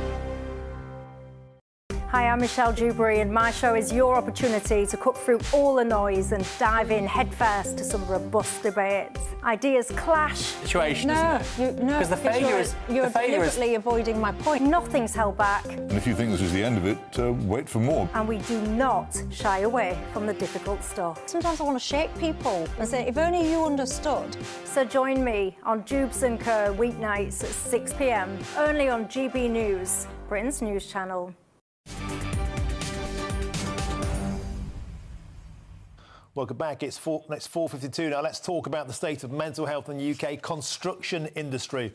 A shocking new analysis shows that 2 builders every single day are committing suicide in the UK because of job-related issues. And let's get into the number of that now. I'm joined by the executive chairman of the Considerate Constructors Scheme, Amrit Oberoi. Amrit, welcome to the show. Tell us about something which is not a lot of people know is going on, but it really is true. Yeah, thanks, Martin. Thanks for allowing me to be here today to talk about this topic. Yes, I mean, you've got all the guys and girls working in construction that are travelling to multiple different sites, get up at 5 a.m, then head off, not knowing where they're going to be, what they're going to do, and just living off a Tesco sandwich. And the whole construction industry is, at the moment, looking at the stark statistics of 700 people have taken their life in a given year. We need to do something, and we need to do it now. And we know that this is a bit of a pre-existing health warning that people are struggling out there, and it is our lifeline, construction work. And obviously, if you work in construction, you rely on your body can get injured, it can give up early, and then you have to retire early. It's a macho area. How do you get lads and ladies talking more about this to help them? I think that's the number one question, getting people to talk. There is a lot of silence in the industry. People don't want to burden others, but it's also, there is a macho mentality across the board. I think where things worked really well was many years ago, looking at porridge in the morning and getting guys to talk about over a meal, getting their blood work checked and just talking about what's actually going on in your life and having people around. So we've got to get back to basics. We've got to get teams out talking to people and just saying, look, are you okay today? What's really going on in your life? But I think just having those standards and people feeling that they can actually speak up. Thank you very much for joining us. And that's Amit Oberoi, the Executive Chairman of the Considerate Constructors Scheme. Get in touch with that website for help. And also, if you found any of the content distressing, of course, today, you call the Samaritans on 116 123. Thank you very much for coming in, Amit, having the guts to speak out. Something we need to speak much more about. Don't suffer in silence. Men, do something about it. Now, plenty more coming in the next hour, including all the reaction to Kemi Badenoch's immigration plan. And I've got some astonishing data which shows these elections that have been cancelled will benefit the Conservatives. I'm Martin Daubney on GB News, Britain's News Channel. Now it's time for your weather, and here's Aidan McGibbon.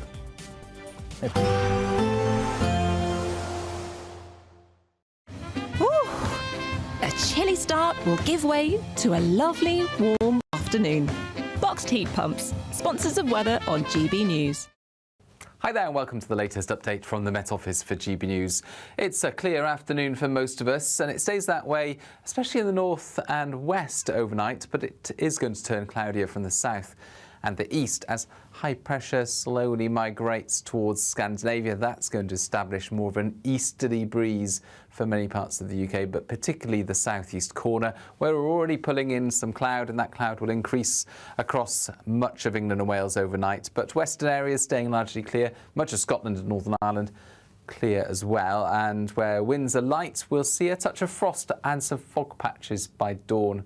But even where you've got the breeze and the cloud further south, it's going to be a cold start to the day. There'll also be some showers around for the south and southeast.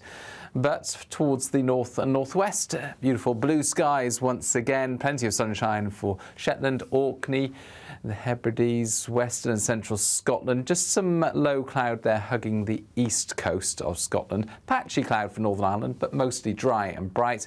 But it's across England and Wales where we're seeing a lot more cloud during Friday morning compared with Thursday morning. And we've got these showers moving into the southeast. At the start of the day, they're mostly going to be rain showers, but it'll be cold. And the breeze will make it feel especially cold coming in from the near continent. And those showers will increase in extent across the south during the afternoon, reaching South Wales perhaps as well by the late afternoon period. Some sleet mixed in with those showers as temperatures struggle to reach 5 or 6 Celsius, the best of any sunshine clinging on there across the north and west of Scotland. And it stays clear here on Friday night. Otherwise, a lot of cloud cover and increasingly spells of rain, sleet and hill snow will affect parts of England and Wales, with some covering of snow over the Welsh mountains. And then into the start of next week, a lot of grey weather, feeling cold, further sleet. A nice bright morning will generate a lovely warm day, right through to the evening. Boxed Solar, sponsors of weather on GB News. The latest GB News travel. Good afternoon, I'm Alan Wright.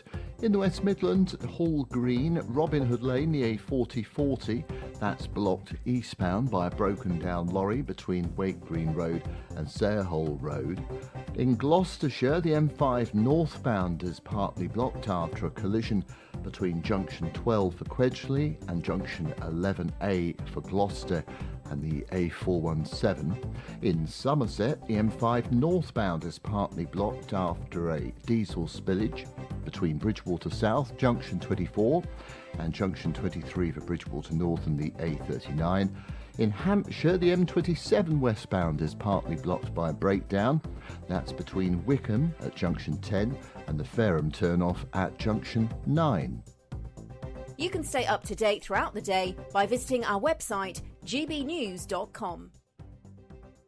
Want to be one of 2 lucky Great British Giveaway winners? That's right, you could win one of 2 prize bundles, which includes a brand new iPhone 16, £500 in shopping vouchers to spend in your favourite store, and an incredible £10,000 in tax-free cash to spend however you like. What would you spend that cash on? For a chance to win an iPhone, vouchers and £10,000 in cash, text cash to 63232. One entry costs £2 plus 1 standard network rate message, or text bonus to 63232. 5 entries cost £5 plus 1 standard network rate message. Go to gbnews.com/win. Entries start from just £2. Call 0903 681 3232. Calls cost £2 plus your network access charge, or post your name and number to GB11 PO Box 8690 Derby DE1 9TT. UK only. Entrance must be 18 or over. Lines close at 6 p.m. on the 7th of March. Please check the closing time if listening or watching on demand. Good luck.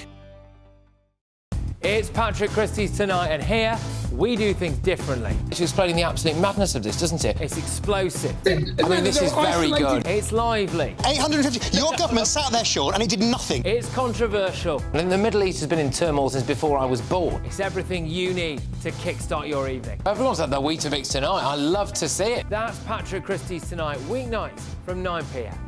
Only on GB News, the People's Channel, Britain's news channel. Good Afternoon Britain isn't just about us. The wonderful thing about this programme is it's about everyone watching. It's an interactive programme. Well, there absolutely is something to see here, and we're going to be talking about it more. Whether it's breaking royal news, Will, please bring us up to date, or indeed a particularly punchy speech in the House of Commons. Very, very curious. We bring it to you live, and then we bring you live reaction as well. That's Good Afternoon Britain, weekdays from midday. Only on GB News, the People's Channel, Britain's news channel.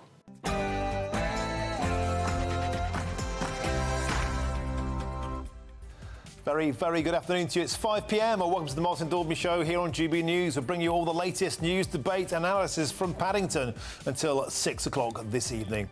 On today's show, the Tory leader Kemi Badenoch has pledged to clamp down on immigration, finally, by banning immigrants who claim benefits from becoming UK citizens. But with 14 years of Tory failure to tackle rocketing immigration, why should voters believe a single word they say? And Deputy Prime Minister Angela Rayner has cancelled local elections for 5.6 million people this May, which has absolutely outraged the on-the-rise Reform UK leader, Nigel Farage. There is no justification for cancelling these elections whatsoever, other than sheer cowardice at what reform might do to them in those campaigns. And in around 15 minutes' time, I'll show you exactly how the Conservatives will benefit from those elections being cancelled. Meanwhile, Donald Trump has signed an executive order banning all trans women, that's biological men, from taking part in women's sports. On today's show, I'll be joined by the Olympic swimming legend Sharon Davis, MBE, who is urging Sir Keir Starmer to copy Trump to protect all female athletes here in the United Kingdom. And that's all coming up in your next hour.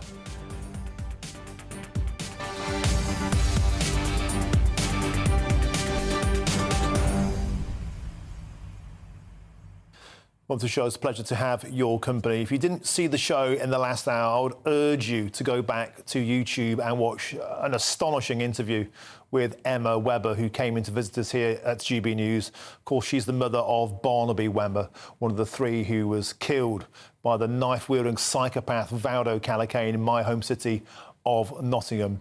What an absolute force of nature Emma Webber is. She's now campaigning tirelessly to make sure not only her family and those others killed by Calacane in Nottingham get justice, but I suspect many, many others. A simply incredible woman. I was blessed by her company in the studio. One to watch. Please watch that interview back, because, you know, people like that, when they're hit by tragedy, they become superheroes. They become forces of nature. It's incredible to be around somebody as amazing as Emma Webber, what tragedy has done to her, and yet what she can pull from the embers of that is simply, you know, humbling and mind-blowing. One of the privileges of doing this job.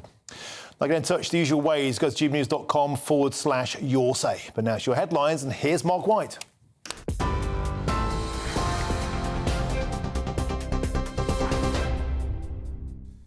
At 5:02, the latest headlines from the GB News Centre.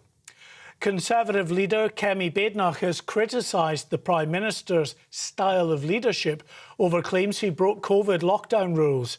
Speaking to GB News, the Tory leader questioned the explanation Sir Keir Starmer gave for meeting with a voice coach during lockdown. Ms Badenoch branded Sir Keir a lawyer, not a leader. What is interesting is just how hypocritical Keir Starmer has been. I don't know anyone who needs emergency voice coaching on Christmas Eve. I think that Keir Starmer is a lawyer, not a leader, and I think he knows exactly what he can and cannot say to get himself out of trouble.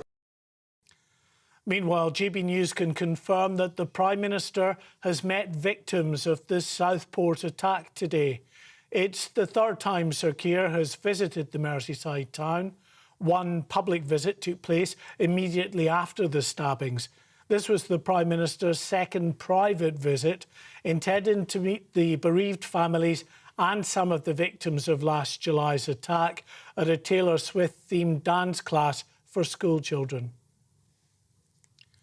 Earlier, the Prime Minister visited Lancashire and said nuclear power would be prioritised in the spending review. At a nuclear laboratory alongside the Energy Secretary, Sir Keir said more nuclear power plants will be approved as red tape is slashed. The plans aim to make it easier to build mini nuclear power stations in England and Wales. The Labour government believes the introduction of small modular reactors will help to deliver clean, secure and more affordable energy. The Prime Minister described the plans as a game changer.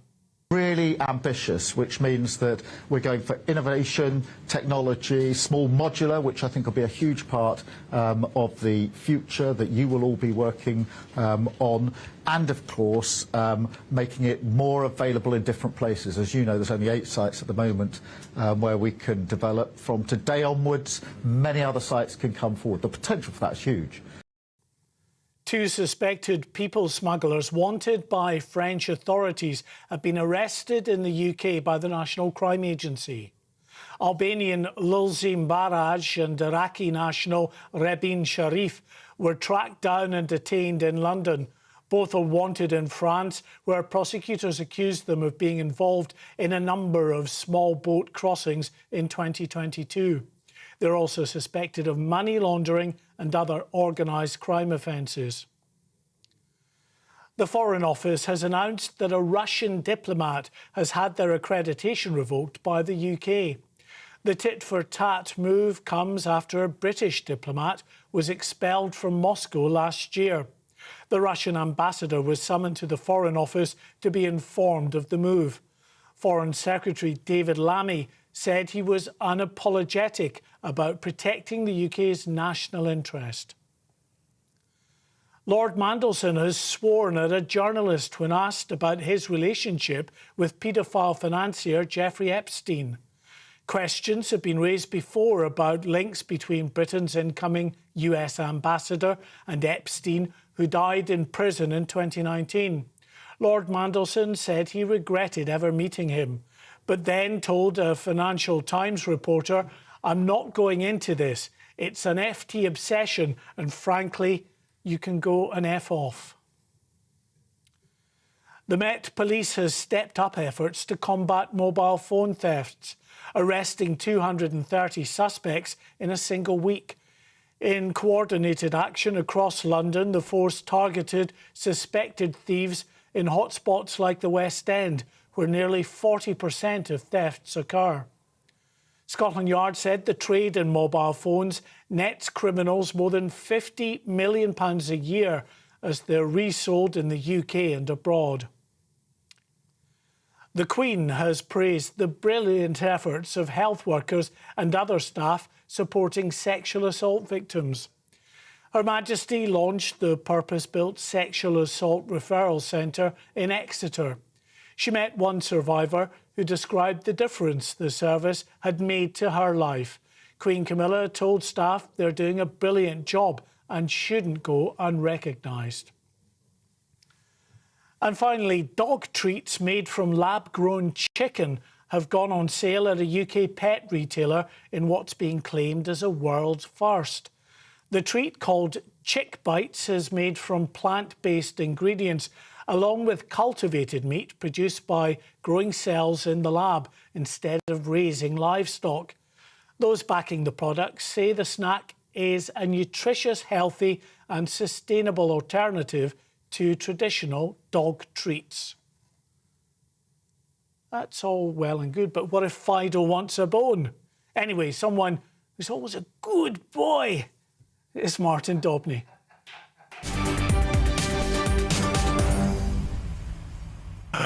Oh, Mark White, how do you follow that? Absolutely beautiful. Thank you very much. Now to serious matters of politics, because the Conservative leader Kemi Badenoch today has said that immigrants should have to wait at least 15 years before they become eligible for British citizenship, as she announced her first major policy since being elected as the Tory leader.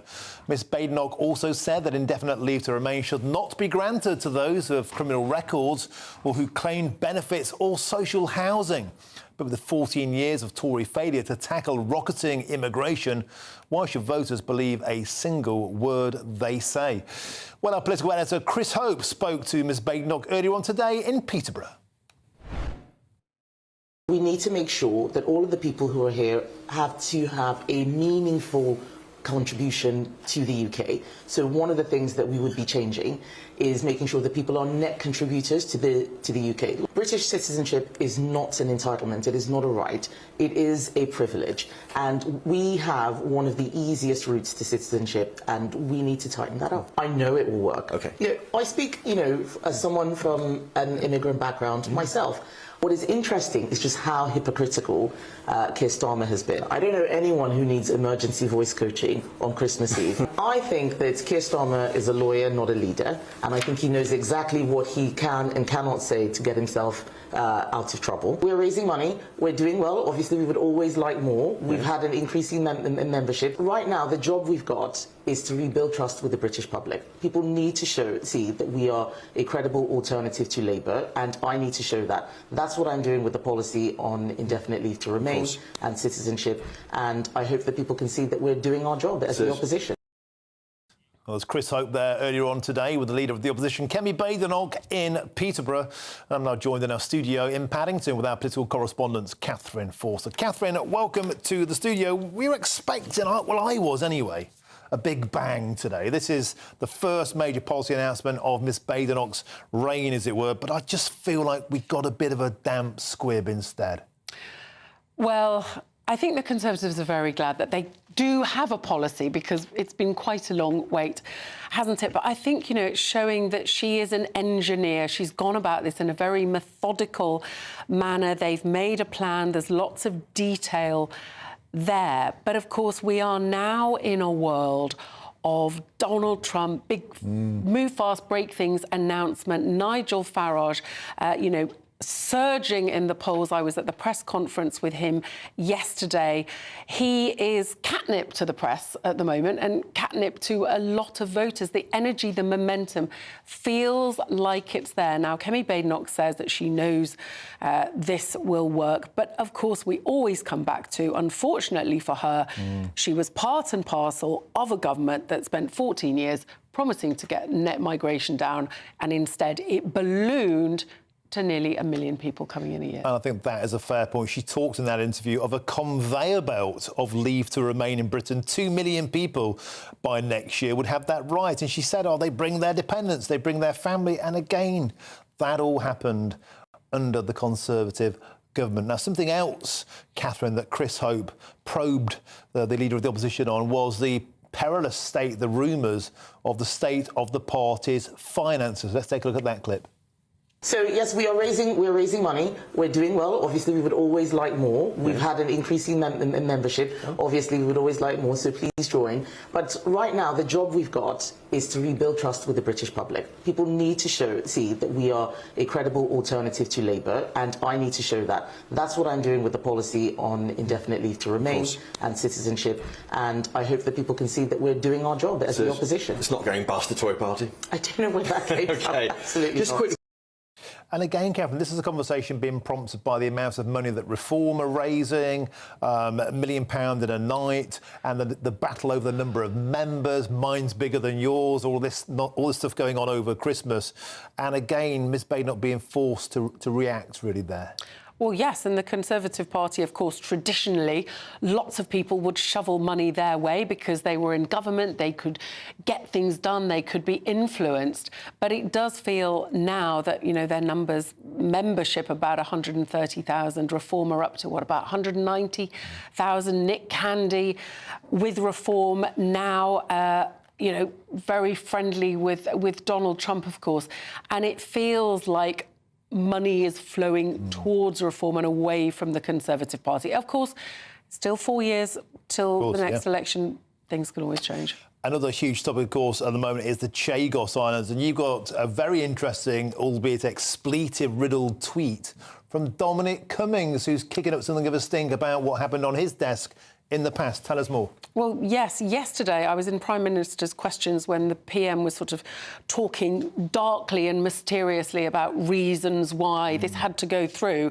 And a story yesterday, which was elaborated on by Number 10 today, saying that basically the electromagnetic communication system at the base would not be able to operate if the deal didn't go through because the Swiss company basically wouldn't tolerate it because the legal advice was that we had to give it to Mauritius.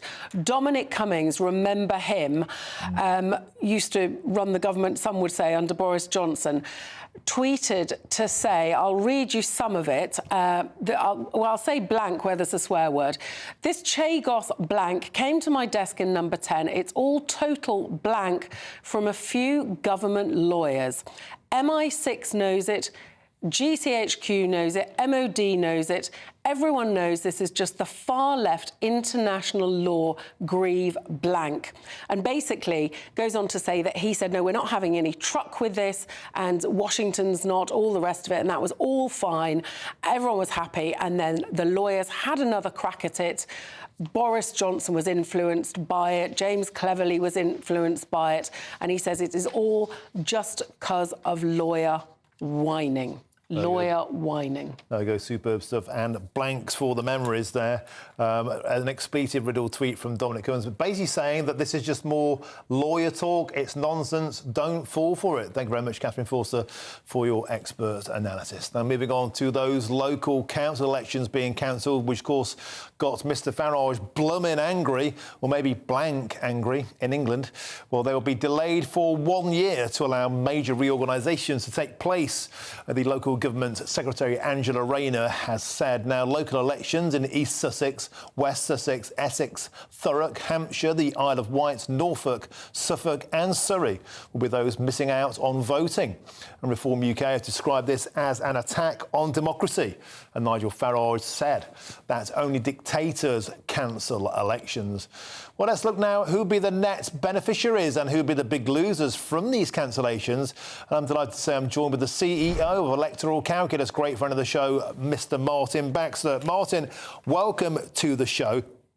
There's a lot of talk about a collusion between the two parties on these cancellations. Of course, the Labour Party, Martin, are putting this forward. A lot of people said at that point, well, this is because the Labour Party don't want to get a good hiding in the May elections. The narrative had it that if the electorate had a chance to vote on Keir Starmer's government, they'd be punishing the Labour Party. But Martin Baxter, as I always ask you to do, and you're so brilliant at this, I've asked you to do some analysis of these 9 areas and to look at the electoral fallout of the cancellations, who are the net winners and who are the net gainers. And you've got some incredible information to tell us. Fill us in.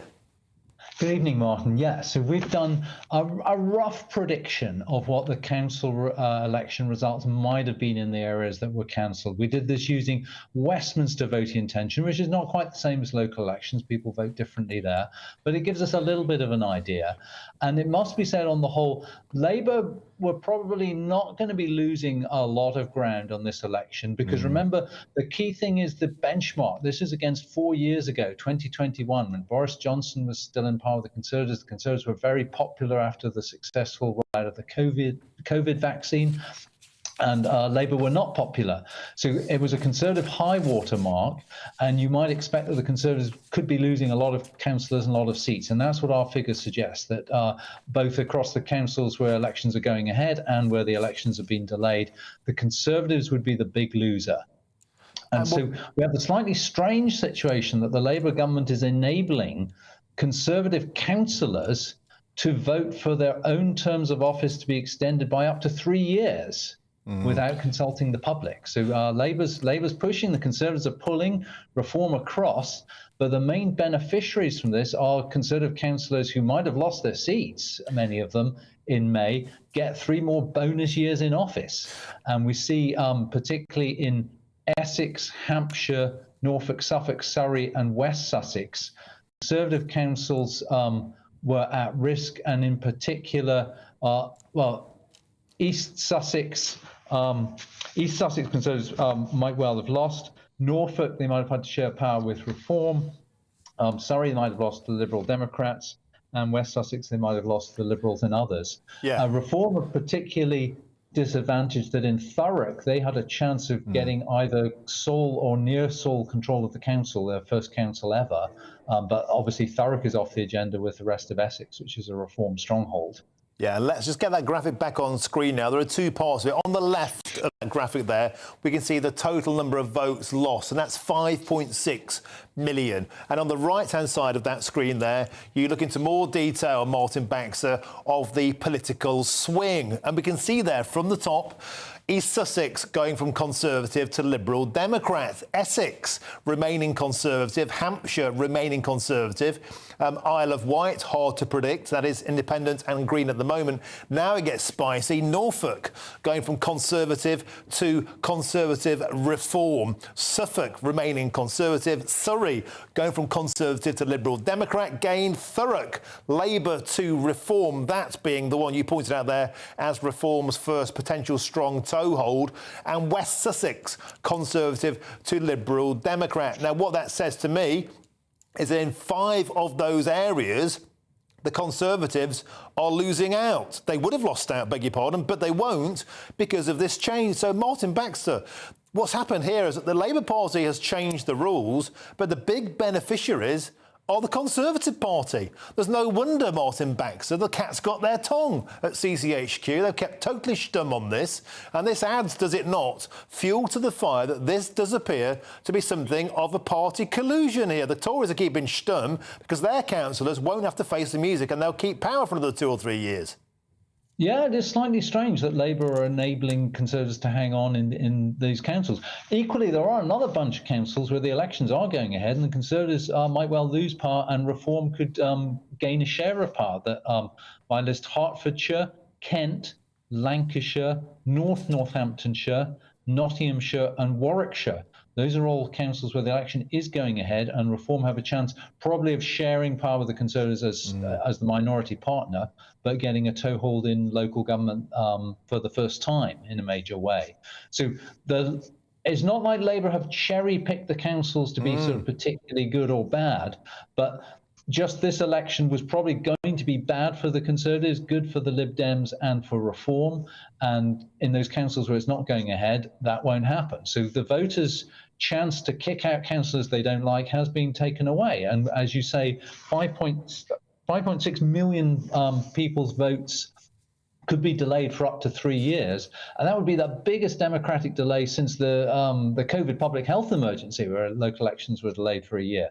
But an order of magnitude bigger than the delayed local councils in 2021, which the Conservative government did. So Labour are right that this is not without precedent, but the scale of this delay is without precedent for a council reorganisation. And it's a more complicated story than met the eye. As I said at the start, a lot of people thought this was Keir Starmer trying to dodge the bullet. In actual fact, it's the Conservatives in these areas who are dodging the bullet. Thank you very much. Excellent analysis, as ever. That's the CEO of Electoral Calculus, Martin Baxter. Brilliant stuff. Now, that is food for thought, is it not? Now, we're giving you 2 chances to win in our latest Great British giveaway as we have 2 amazing prize bundles to be won. Here's the details you need to enter. The Great British Giveaway is officially 1 year old, and we have a birthday treat for you. We're giving you not one, but 2 chances to win this month, with 2 prize bundles that include an incredible £10,000 in tax-free cash. But that's not all. You'll also get a brand new iPhone 16 and a £500 shopping voucher to spend at your favourite store. So why not be extra lucky this month? For a chance to win an iPhone, vouchers and £10,000 in cash, text cash to 63232. One entry costs £2 plus 1 standard network rate message, or text bonus to 63232. 5 entries cost £5 plus 1 standard network rate message. Go to gbnews.com/win. Entries start from just £2. Call 0903 681 3232. Calls cost £2 plus your network access charge, or post your name and number to GB11 PO Box 8690 Derby DE1 9TT. UK only. Entrants must be 18 or over. Lines close at 6 p.m. on the 7th of March. Please check the closing time if listening or watching on demand. Good luck. Good luck with that. Now, coming up, we'll discuss the astonishing case of how an asylum seeker was granted £100,000 after she complained that she'd been treated like a criminal after she overstayed in the UK. And guess what? She was a criminal. I'm Martin Daubney on GB News, Britain's news channel.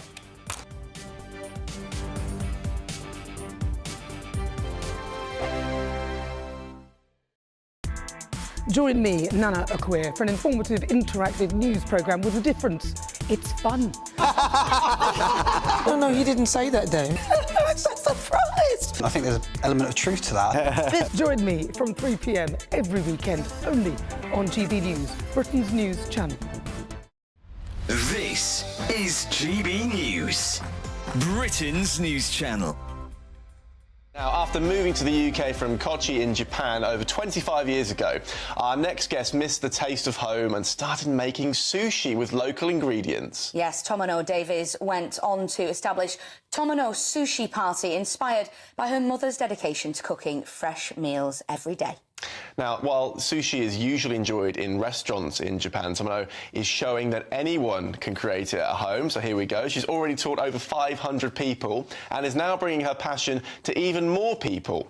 So she joins us now in the studio to give us one of her sushi masterclasses. First of all, we're a little bit nervous. We're certainly not pros. I love eating sushi, but certainly not making it. As long as you follow my instruction, it should be that easy. OK, great. That's what we like to hear. So tell us a little bit about your business and why we're here today. Of course. So my name is Tomono Davies. I'm originally from the place called Kochi, as you mentioned, and I'm the founder and the owner of Tomono Sushi Party. So we bring authentic, hands-on sushi making classes to homes, offices in London and home counties. Also, we run public classes, the information which you can find on my website. Yep.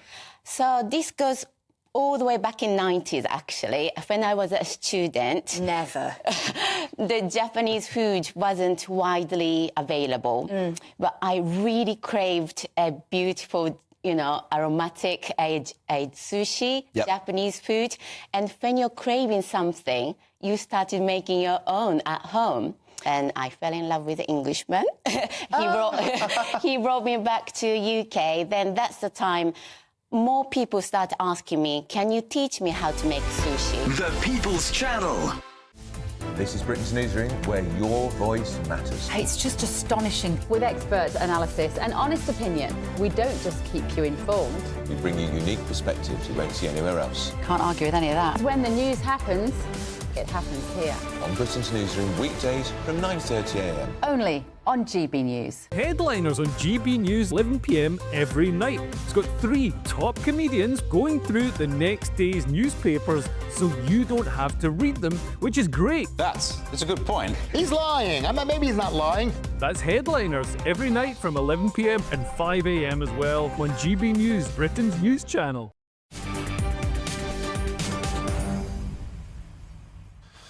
Welcome back. It's 5:27. You're with me, Martin Daubney, here on GB News. Now, an asylum seeker has been given £100,000 after she complained that she'd been treated like a criminal after she overstayed in the UK. Spoiler, she was a criminal. Nadra Almas from Pakistan fought a 16-year legal battle against the Home Office to remain in the UK. Now, she originally came to Britain on a student visa in 2004, but argued that she could not return home due to her religious reasons. And guess what? She converted to Christianity. And joining me now is the political commentator and the migration expert, Dr. Mike Jones. Mike, welcome to the show. This case is proof that the lunatics have taken over the asylum system. Yeah, absolutely. I mean, Miss Almas, she came here in 2004. She only had 5 months left on her student visa. She overstayed a visa. So, you know, technically she's an illegal migrant. She applied for asylum over a protracted period of time. That wasn't accepted. She was arrested, taken to Yarl's Wood in, I believe, 2018. She was finally granted asylum in 2021. Now she's been given compensation on human rights grounds. The fact that her case was illegitimate some way, but she was an illegal migrant. She overstayed a visa and she's being paid money for the fact that she was here illegally. And Mike, she made 6 applications to stay in the UK. They were all rejected, apart from this miraculous hallelujah moment. She became a Christian, at which point it was impossible, she claimed, to return to her native Pakistan. She faced persecution. You could perhaps detect a tone of cynicism in my voice, because we hear this quite often. It might be true. It might not be true. And then in 2018, her then 26-year-old son successfully applied for asylum on the same grounds that she appealed on. So like mother, like son, we now have 2 people burdening the taxpayer. Mike, I've got a question for you. How common do you think this kind of thing is? People coming here on a student visa and suddenly lastminute.com applying for asylum, and in many, many cases being granted, and in this case, being granted compensation. Yeah, I mean, it's a difficult one to talk about, because in some cases these will be, you know, genuine conversions. And, you know, I'm not going to belittle that for any second. Yeah. But clearly there's a sort of window of opportunism here, and people trying to game the system.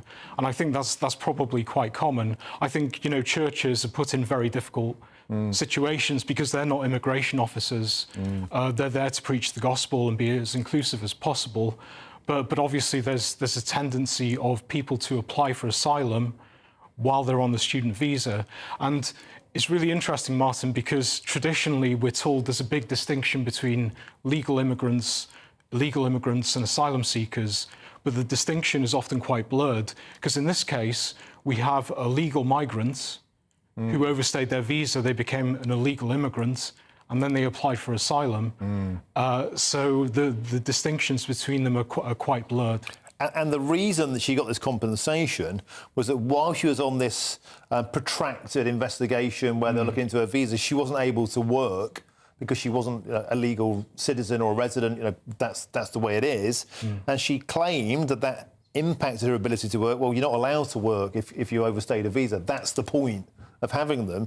But she was granted 100 grand because she said she'd been treated like a criminal. It really, really makes a lot of people, I think, you know, look at the system and just think, this is bonkers. This isn't working. Well, it is, but that's the whole point of the Human Rights Act. It creates a topsy-turvy system where the rule of law, parliamentary sovereignty, the ability to control your borders is subservient to the very bizarre rules of the human rights lawyers. So this is, you know, quite a classic example of that. But, you know, she overstayed a visa. She was technically a criminal. Why would you complain about the way you were treated? If you've broken the law, then obviously you've got to pay the consequence for that. Yeah, and £100,000 payout for the benefit. Astonishing case. Thank you very much, Dr. Mike Jones. Always a pleasure to have you on GB News. Now, there's loads more still to come between now and 6 o'clock, including Donald Trump has signed an executive order banning all trans women, that's biological men, from women's sports. I'll be joined by the absolute legend that is the Olympic swimmer Sharon Davis, MBE, who is today urging Keir Starmer to copy Donald Trump and protect all female athletes here in the United Kingdom. But first, it's time for your headlines, and here's Mark White.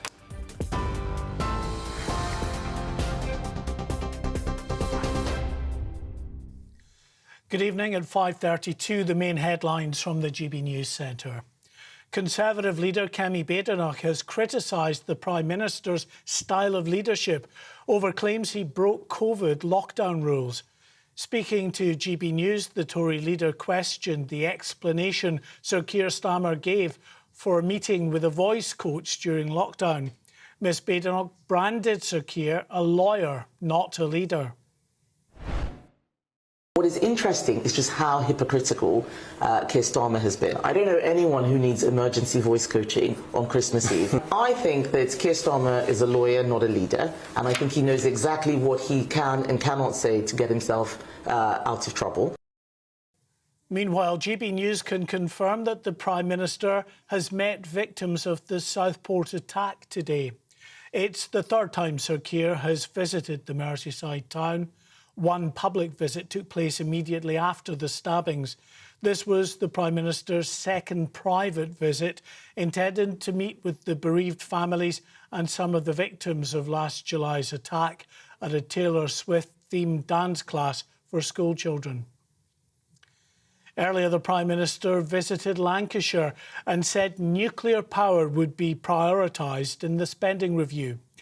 At a nuclear laboratory alongside the Energy Secretary, Sir Keir said more nuclear power plants will be approved as red tape is slashed. Ministers say the plans aim to make it easier to build small modular reactors to help to deliver clean, secure and more affordable energy. The Bank of England reduced the interest rate by 0.25% to the lowest base rate since June 2023. The rate has fallen from 4.75 to 4.5%. Bank of England Governor Andrew Bailey said he'd be monitoring the UK economy and global developments closely and would take a gradual and careful approach to any further rate reductions. The Foreign Office has announced that a Russian diplomat has had their accreditation revoked by the UK. The tit-for-tat move comes after a British diplomat was expelled from Moscow last year. The Russian ambassador was summoned to the Foreign Office to be informed of the move. Foreign Secretary David Lammy said he was unapologetic about protecting the UK's national interests. The Queen has praised the brilliant efforts of health workers and other staff supporting sexual health assault victims. Her Majesty launched the purpose-built Sexual Assault Referral Centre in Exeter. She met one survivor who described the difference the service had made to her life. Queen Camilla told staff they're doing a brilliant job and shouldn't go unrecognised. And those are your latest headlines. We'll have more for you at 6 o'clock. For the very latest GB News direct to your smartphone, sign up to News Alerts by scanning the QR code or go to gbnews.com/alerts.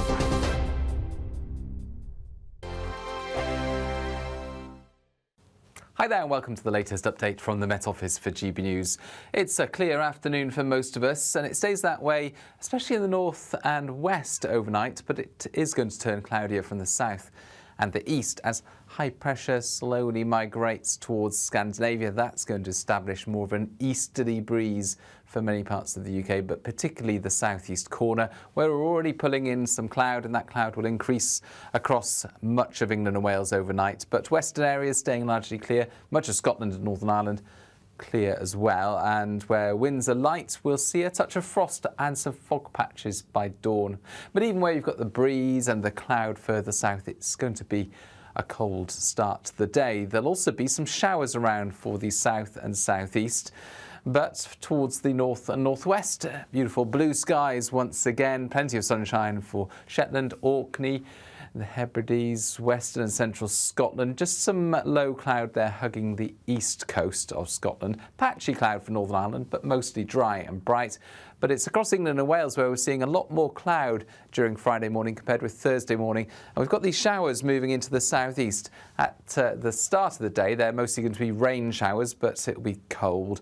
And the breeze will make it feel especially cold coming in from the near continent. And those showers will increase in extent across the south during the afternoon, reaching South Wales perhaps as well by the late afternoon period. Some sleet mixed in with those showers as temperatures struggle to reach 5 or 6 Celsius, the best of any sunshine clinging on there across the north and west of Scotland. And it stays clear here on Friday night. Otherwise, a lot of cloud cover and increasingly spells of rain, sleet and hill snow will affect parts of England and Wales, with some covering of snow over the Welsh mountains. And then into the start of next week, a lot of grey weather, feeling cold, further sleet. The latest GB News travel. A very good afternoon. I'm Johnny Ratner. Major problems right on the Warwickshire-Staffordshire border for the M42. The motorway is blocked northbound from junction 10 to 11. That's been the Tamworth and Burton-upon-Trent exits. There's a collision involving a couple of lorries. Emergency services remain on scene where recovery work's taking place. And just over the border in the West Midlands, in the outskirts of Birmingham at Sparkbrook, the A34 Stratford Road is blocked southbound at the scene of a collision off Highgate Road. In Surrey, south of Guildford, the A281 Horsham Road is closed at Shalford following an accident involving a tanker. On the Surrey stretch of the M25, the anti-clockwise exit is partly blocked at junction 10. A car's broken down in the roadworks at Wisley at the A3. And on the M5 in Somerset, the inside lane's closed northbound from junction 24 to 23 near Bridgewater for emergency repairs. That's the latest. You can stay up to date throughout the day by visiting our website, gbnews.com.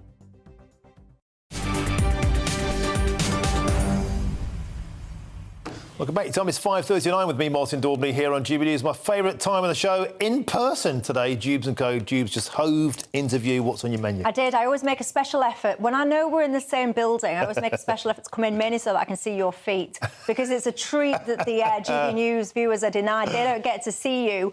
Look, there you go. Look at those. He takes his shoes off. Where are we? Where's the camera?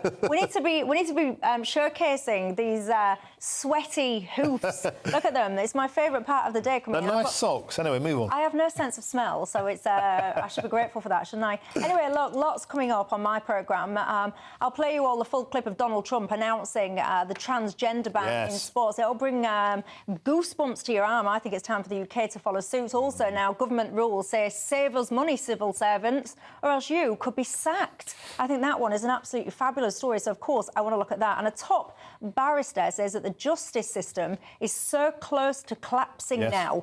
He's raising the alarm, klaxon call, but what do we do about it then? $1 million question. We'll try and come up with the answer at 6. Super stuff, Jubes & Co. Always a pleasure to have you in company, in pleasure, in person even. Thank you very much, Michelle Dewberry. Of course, the Queen of Primetime TV. That is 6 o'clock straight after this show. And moving on, following Donald Trump's executive order to ban trans athletes from participating in women's sport events, a British Olympic star and icon, Sharon Davies, MBE, has praised the move and has even pleaded with the UK Prime Minister Sir Keir Starmer to do the same back here in Blighty. Or taking to X, of course, formerly Twitter, the former swimmer said, "Please, Keir Starmer, can you do as you said you would and protect all female athletes here in the UK in sport and stop males from stealing their places, awards and increasing their risk of injury. Sex in sport really, really matters." Wise words from the legend that is Sharon Davies. I'm delighted to say he joins me now on the show. Sharon, you've been campaigning so long and so hard and so tirelessly on this. Do you finally feel that with Donald Trump coming into power, we are turning a corner, we're seeing some common sense? Yeah, common sense. Good evening, Martin. Lovely to see Michelle there as well, who I speak to occasionally on X. It's that common sense thing. I mean, 10 years, can you believe, since I've been talking about this. 2015, the IOC changed the rule without any science, without any reason for doing so, just basically threw women's sport under the bus. And not a single peer-reviewed study has ever supported the fact that we can remove male puberty advantage. It's the whole reason we have separate categories. You know, why on earth would we have separate categories if there wasn't a biological difference between the two sexes? And yes, I mean, I was pleased to see yesterday. I thought it was fantastic to see all those young girls with huge smiling faces. This is the reason I've been speaking out. Just the young girls that come behind me. I've got a daughter who did track and field. I've now got a granddaughter who just loves sport. And I couldn't sit there and watch a whole nother generation potentially lose their opportunities. Of course, I swam through the 70s and the 80s when the East Germans were, through no fault of their own, pumped full of testosterone. cheated many, many women out of their rightful awards, and I couldn't just watch it happen again. You know, a different process, but the same end result. But of course, back then they had a hormonal advantage, but not a biological advantage. That was the key thing, I think, that many, many people started waking up to this, Sharon. It was about fairness. It was about injury. It was about safety. It was about actually protecting women and girls. That's something that the political left used to do. But somewhere along the line, Sharon, their entire ideology was hijacked. Absolutely. I mean, there's still 50 sports here in the UK that allow self-identification. So basically any male can rock up and start taking on a female in sport. And many of those are actually combat sports. And males will hit 160% harder. So the more explosive an event, the bigger the advantage. In Olympic sport, it's anywhere between 10 and 30%. 10, 12% being in swimming, that's half a length of the pool. All right. And we watch races where people win by hundredths of a second. So it means the likes of someone like Leo Thomas, who was an extremely average male athlete in a distance freestyle event, could transition and start beating American Olympic medalists in sprint events, you know. So that's a little bit, I suppose, like a marathon runner deciding to all of a sudden take part in the 100 meters. It's just not feasible. And everyone in sport knew that. And there was this great big 6'4" male. And I think in some respects that really helped us in the world of swimming, because swimming, world aquatics, was one of the sports that actually protected the female category. But as you mentioned, there are still many that don't. And the other thing that's very wrangling are golf, football, very badly affected, cricket, tennis, for example. They've cowardly protected the elite athletes, which is 1%. And they haven't protected the other athletes, so club athletes or the pathways, or our young junior athletes. And in many of those sports, like football, there's a really big increased risk of injury. Males kick 50% harder, so you could end a young girl's sporting career. And what we found is that many mums and dads have been withdrawing their daughters because they don't want them to get injured. And they're scared to even go to referees and to coaches and say, look, you know, we don't think this is fair. They've been intimidated into having no voices at all. So please do what Mr. Trump has done in America. But also the good news is that all of the candidates that are now standing up to become the new head of the IOC intend to protect the female category going towards the LA. I very much hope that Seb gets that position, because I believe he will always centre the athlete first and foremost. But that's a massive change. You know, even from last summer, where we saw Thomas Bach quite happy to allow 2 males to go into a boxing ring and beat up women. And Sharon Davis, we're seeing those images on our screen now. Let's get them back on again. This is of Donald Trump signing that executive order, surrounded by young girls who are effectively getting their sport back. They're getting their safety back. They're getting their ability to compete back. They're getting their hope and their aspirations back. Those images, Sharon Davis, after how long you've been campaigning, they must really, really get you choked. Yesterday, I have to say, it was fabulous to see that. I put a huge smile on my face. Do you know that women have lost over $1.5 million in prize money, 3,500 victories, and over 11,000 races that males have been in that they shouldn't have been in? And that's just the ones that we know about. Numerous injuries on top of that, scholarships to universities. You know, so what people don't understand is it's not a small problem. This is a massive problem. It is affecting so many young females, and it is ruining their dreams. And I don't think I've seen one mainstream TV station, and well done to you guys, because you've always been on this case. Thank you so much. But not one, you know, Sky, BBC, Channel 4, whatever, ever do a story on the young girl that's been shoved aside and not had her dream. They are constantly doing the poor me on the transgender athlete. And it just really got me. This is women's sport. It was created to give biological females opportunities in the world of sport. Females get 4% of the sponsorship dollar. Men get 96% of every single pound or dollar that comes into sport. Our piece of the cake is tiny. And then we were told we're not even allowed to have that. It really was never fair.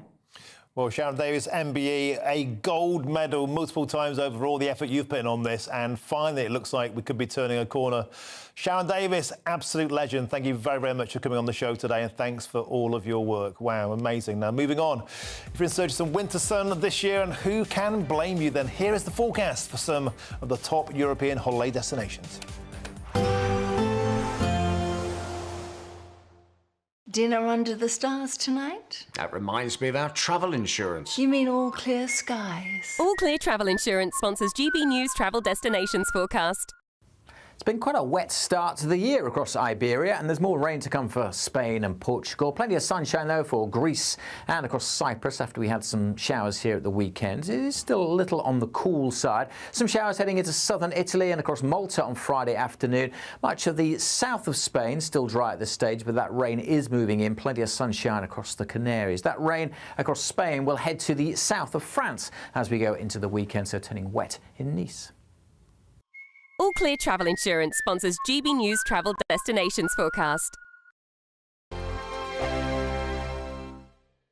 Hi, I'm Michelle Dewberry, and my show is your opportunity to cut through all the noise and dive in headfirst to some robust debates. Ideas clash. Situation, isn't it? No, Because the failure is... You're deliberately avoiding my point. Nothing's held back. And if you think this is the end of it, wait for more. And we do not shy away from the difficult stuff. Sometimes I want to shake people and say, if only you understood. So join me on Jubes & Co. weeknights at 6 p.m, only on GB News, Britain's news channel.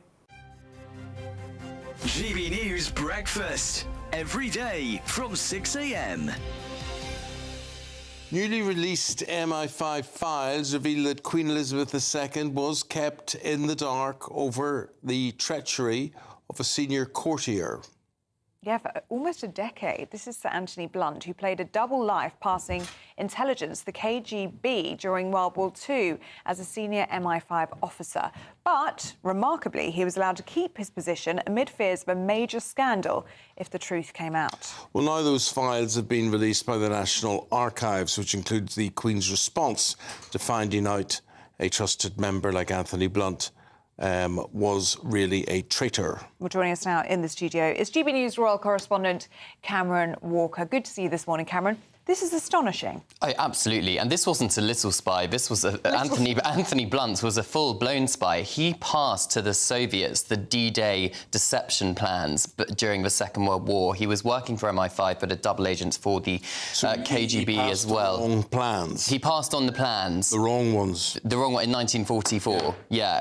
Exactly. But he then got a job inside Buckingham Palace as one of the Queen's most trusted aides and courtiers, the surveyor of her art, essentially like kind of an art advisor for her late Majesty. There was always suspicions about Anthony Blunt way back in the early 50s because he was part of this notorious Cambridge spy ring, a group of 5 boys recruited at Cambridge. 2 of these people fled to Moscow in 1951. Anthony stayed behind in London and subsequently got a job inside Buckingham Palace, and it wasn't until 1964 that he confessed to his treachery. The reason he confessed was because he was granted immunity. GB News, the People's Channel. It's Patrick Christie's Tonight, and here we do things differently. It's explaining the absolute madness of this, doesn't it? It's explosive. I mean, this is very good. It's lively. 850. Your government sat there, Sean, and it did nothing. It's controversial. And the Middle East has been in turmoil since before I was born. It's everything you need to kickstart your evening. Everyone's had their Weetabix tonight. I love to see it. That's Patrick Christie's Tonight, weeknights from 9 p.m. Only on GB News, the People's Channel, Britain's news channel. Headliners on GB News 11 p.m. every night. It's got 3 top comedians going through the next day's newspapers so you don't have to read them, which is great. That's a good point. He's lying. I mean, maybe he's not lying. That's Headliners every night from 11 p.m. and 5 a.m. as well on GB News, Britain's news channel.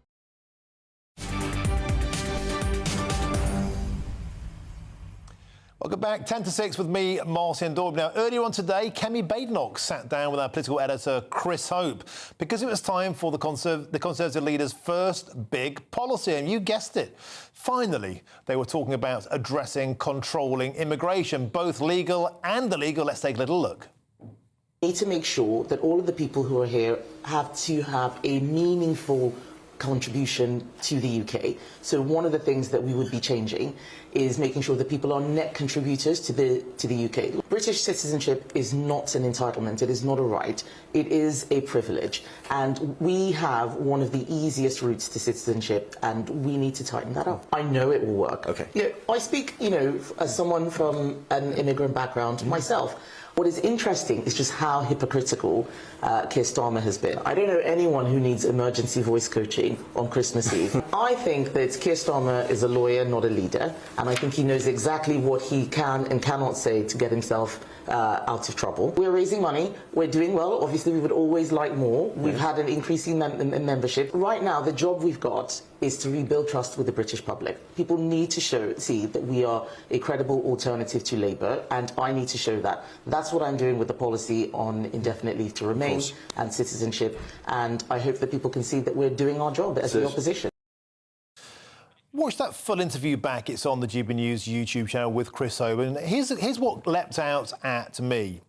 How can we trust these people that didn't do their job for 14 years on controlling the borders, suddenly having this awakening where they say that they will? Miss Badenoch said there's a conveyor belt of people in Britain on the leave to remain pathway. 2 million by next year can claim that. She said they brought their dependents with them and their family. Well, didn't all of that happen on the Conservative Party watch? And the notion you can't get citizenship if you've been on benefits. I mean, how about going what France is doing? France, no benefits for 5 years. Sweden, paying $36,000 for illegal immigrants to leave the country. Italy, towing the boats back to Tunisia. Germany, closing the borders to illegals and deporting Afghans even back to the Taliban. Poland, put an army on the border and barbed wire. What about putting the army on the beaches at Dover? USA declared a border emergency. What about a bit of that? Australia, points-based system. You must have a sponsor. If you can't afford to stay in the country,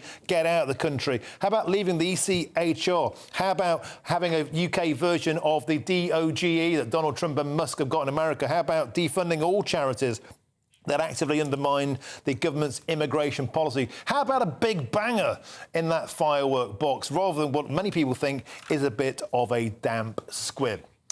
Now, don't go anywhere, because up next is Jubes & Co., the fiercest debate show in town on politics. I'll be back tonight, I believe, doing Farage at 7 p.m. for more mischief, more fun. Stay tuned, have a fantastic evening, and I'll see you at 7. Up next is Jubes & Co., but first, here is your weather forecast.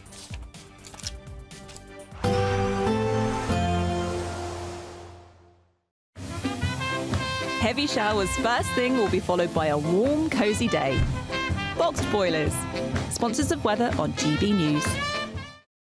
Hi there and welcome to the latest update from the Met Office for GB News. It's a clear afternoon for most of us and it stays that way, especially in the north and west overnight, but it is going to turn cloudier from the south and the east as high pressure slowly migrates towards Scandinavia. That's going to establish more of an easterly breeze for many parts of the UK, but particularly the southeast corner, where we're already pulling in some cloud, and that cloud will increase across much of England and Wales overnight. But western areas staying largely clear, much of Scotland and Northern Ireland clear as well, and where winds are light, we'll see a touch of frost and some fog patches by dawn. But even where you've got the breeze and the cloud further south, it's going to be a cold start to the day. There'll also be some showers around for the south and southeast, but towards the north and northwest, beautiful blue skies once again, plenty of sunshine for Shetland, Orkney, the Hebrides, western and central Scotland. Just some low cloud there hugging the east coast of Scotland. Patchy cloud for Northern Ireland, but mostly dry and bright.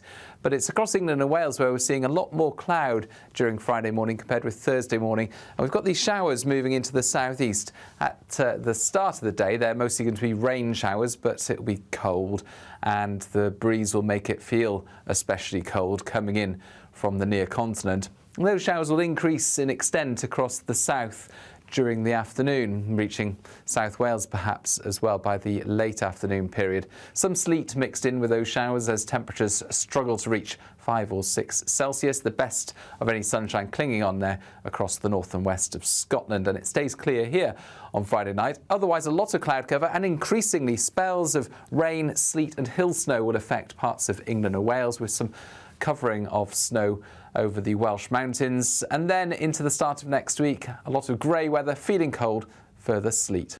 Expect a warm front, moving from the kitchen right through to the rest of the house. Boxed Boilers, sponsors of weather on GB News. The latest GB News travel. Good evening, I'm Johnny Ratner. Long residual delays remain heading north up the M42 tonight. There was a collision blocking the motorway for quite some time from junction 10 at the A5 to 11 at Burton-upon-Trent. All vehicles have been moved onto the hard shoulder, but it's still taking about 3/4 of an hour to get through. And in the West Midlands on the M6 southbound, the outside lane's closed to junction 6 at Spaghetti heading away from Birmingham, where a car's broken down. In Surrey, south of Guildford, the A281 at Shalford is closed following an accident involving a tanker. And on the M5 heading north, there's one lane closed between the M49 and Cribbs Causeway, just northwest of Bristol, following an accident. And not far from there on the M5 northbound over the border in Somerset, the inside lane of free closed from junction 24 to 23 near Bridgewater. Emergency repairs continue after a lorry caught fire. That's the latest. You can stay up to date throughout the day by visiting our website, gbnews.com. We're giving you not one, but 2 chances to win this month, with 2 prize bundles that include an incredible £10,000 in tax-free cash. But that's not all. You'll also get a brand new iPhone 16 and a £500 shopping voucher to spend at your favourite store. So why not be extra lucky this month? For a chance to win an iPhone, vouchers and £10,000 in cash, text cash to 63232. One entry costs £2 plus 1 standard network rate message, or text bonus to 63232. 5 entries cost £5 plus 1 standard network rate message. Go to gbnews.com/win. Entries start from just £2. Call 0903 681 3232. Calls cost £2 plus your network access charge, or post your name and number to GB11 PO Box 8690 Derby DE1 9TT. UK only. Entrance must be 18 or over. Lines close at 6 p.m. on the 7th of March. Please check the closing time if listening or watching on demand. Good luck. We're proud to be GB News, the People's Channel, and as you know, we always love to hear your views. Now, there's a new way of getting in touch with us at gbnews.com/yoursay. By commenting, you can be part of a live conversation and join our GB News community. You can even talk to me, Bev Turner, or any of the members of the GB News family. This is Britain's Newsroom, where your voice matters. It's just astonishing. With expert analysis and honest opinion, we don't just keep you informed. We bring you unique perspectives you won't see anywhere else. Can't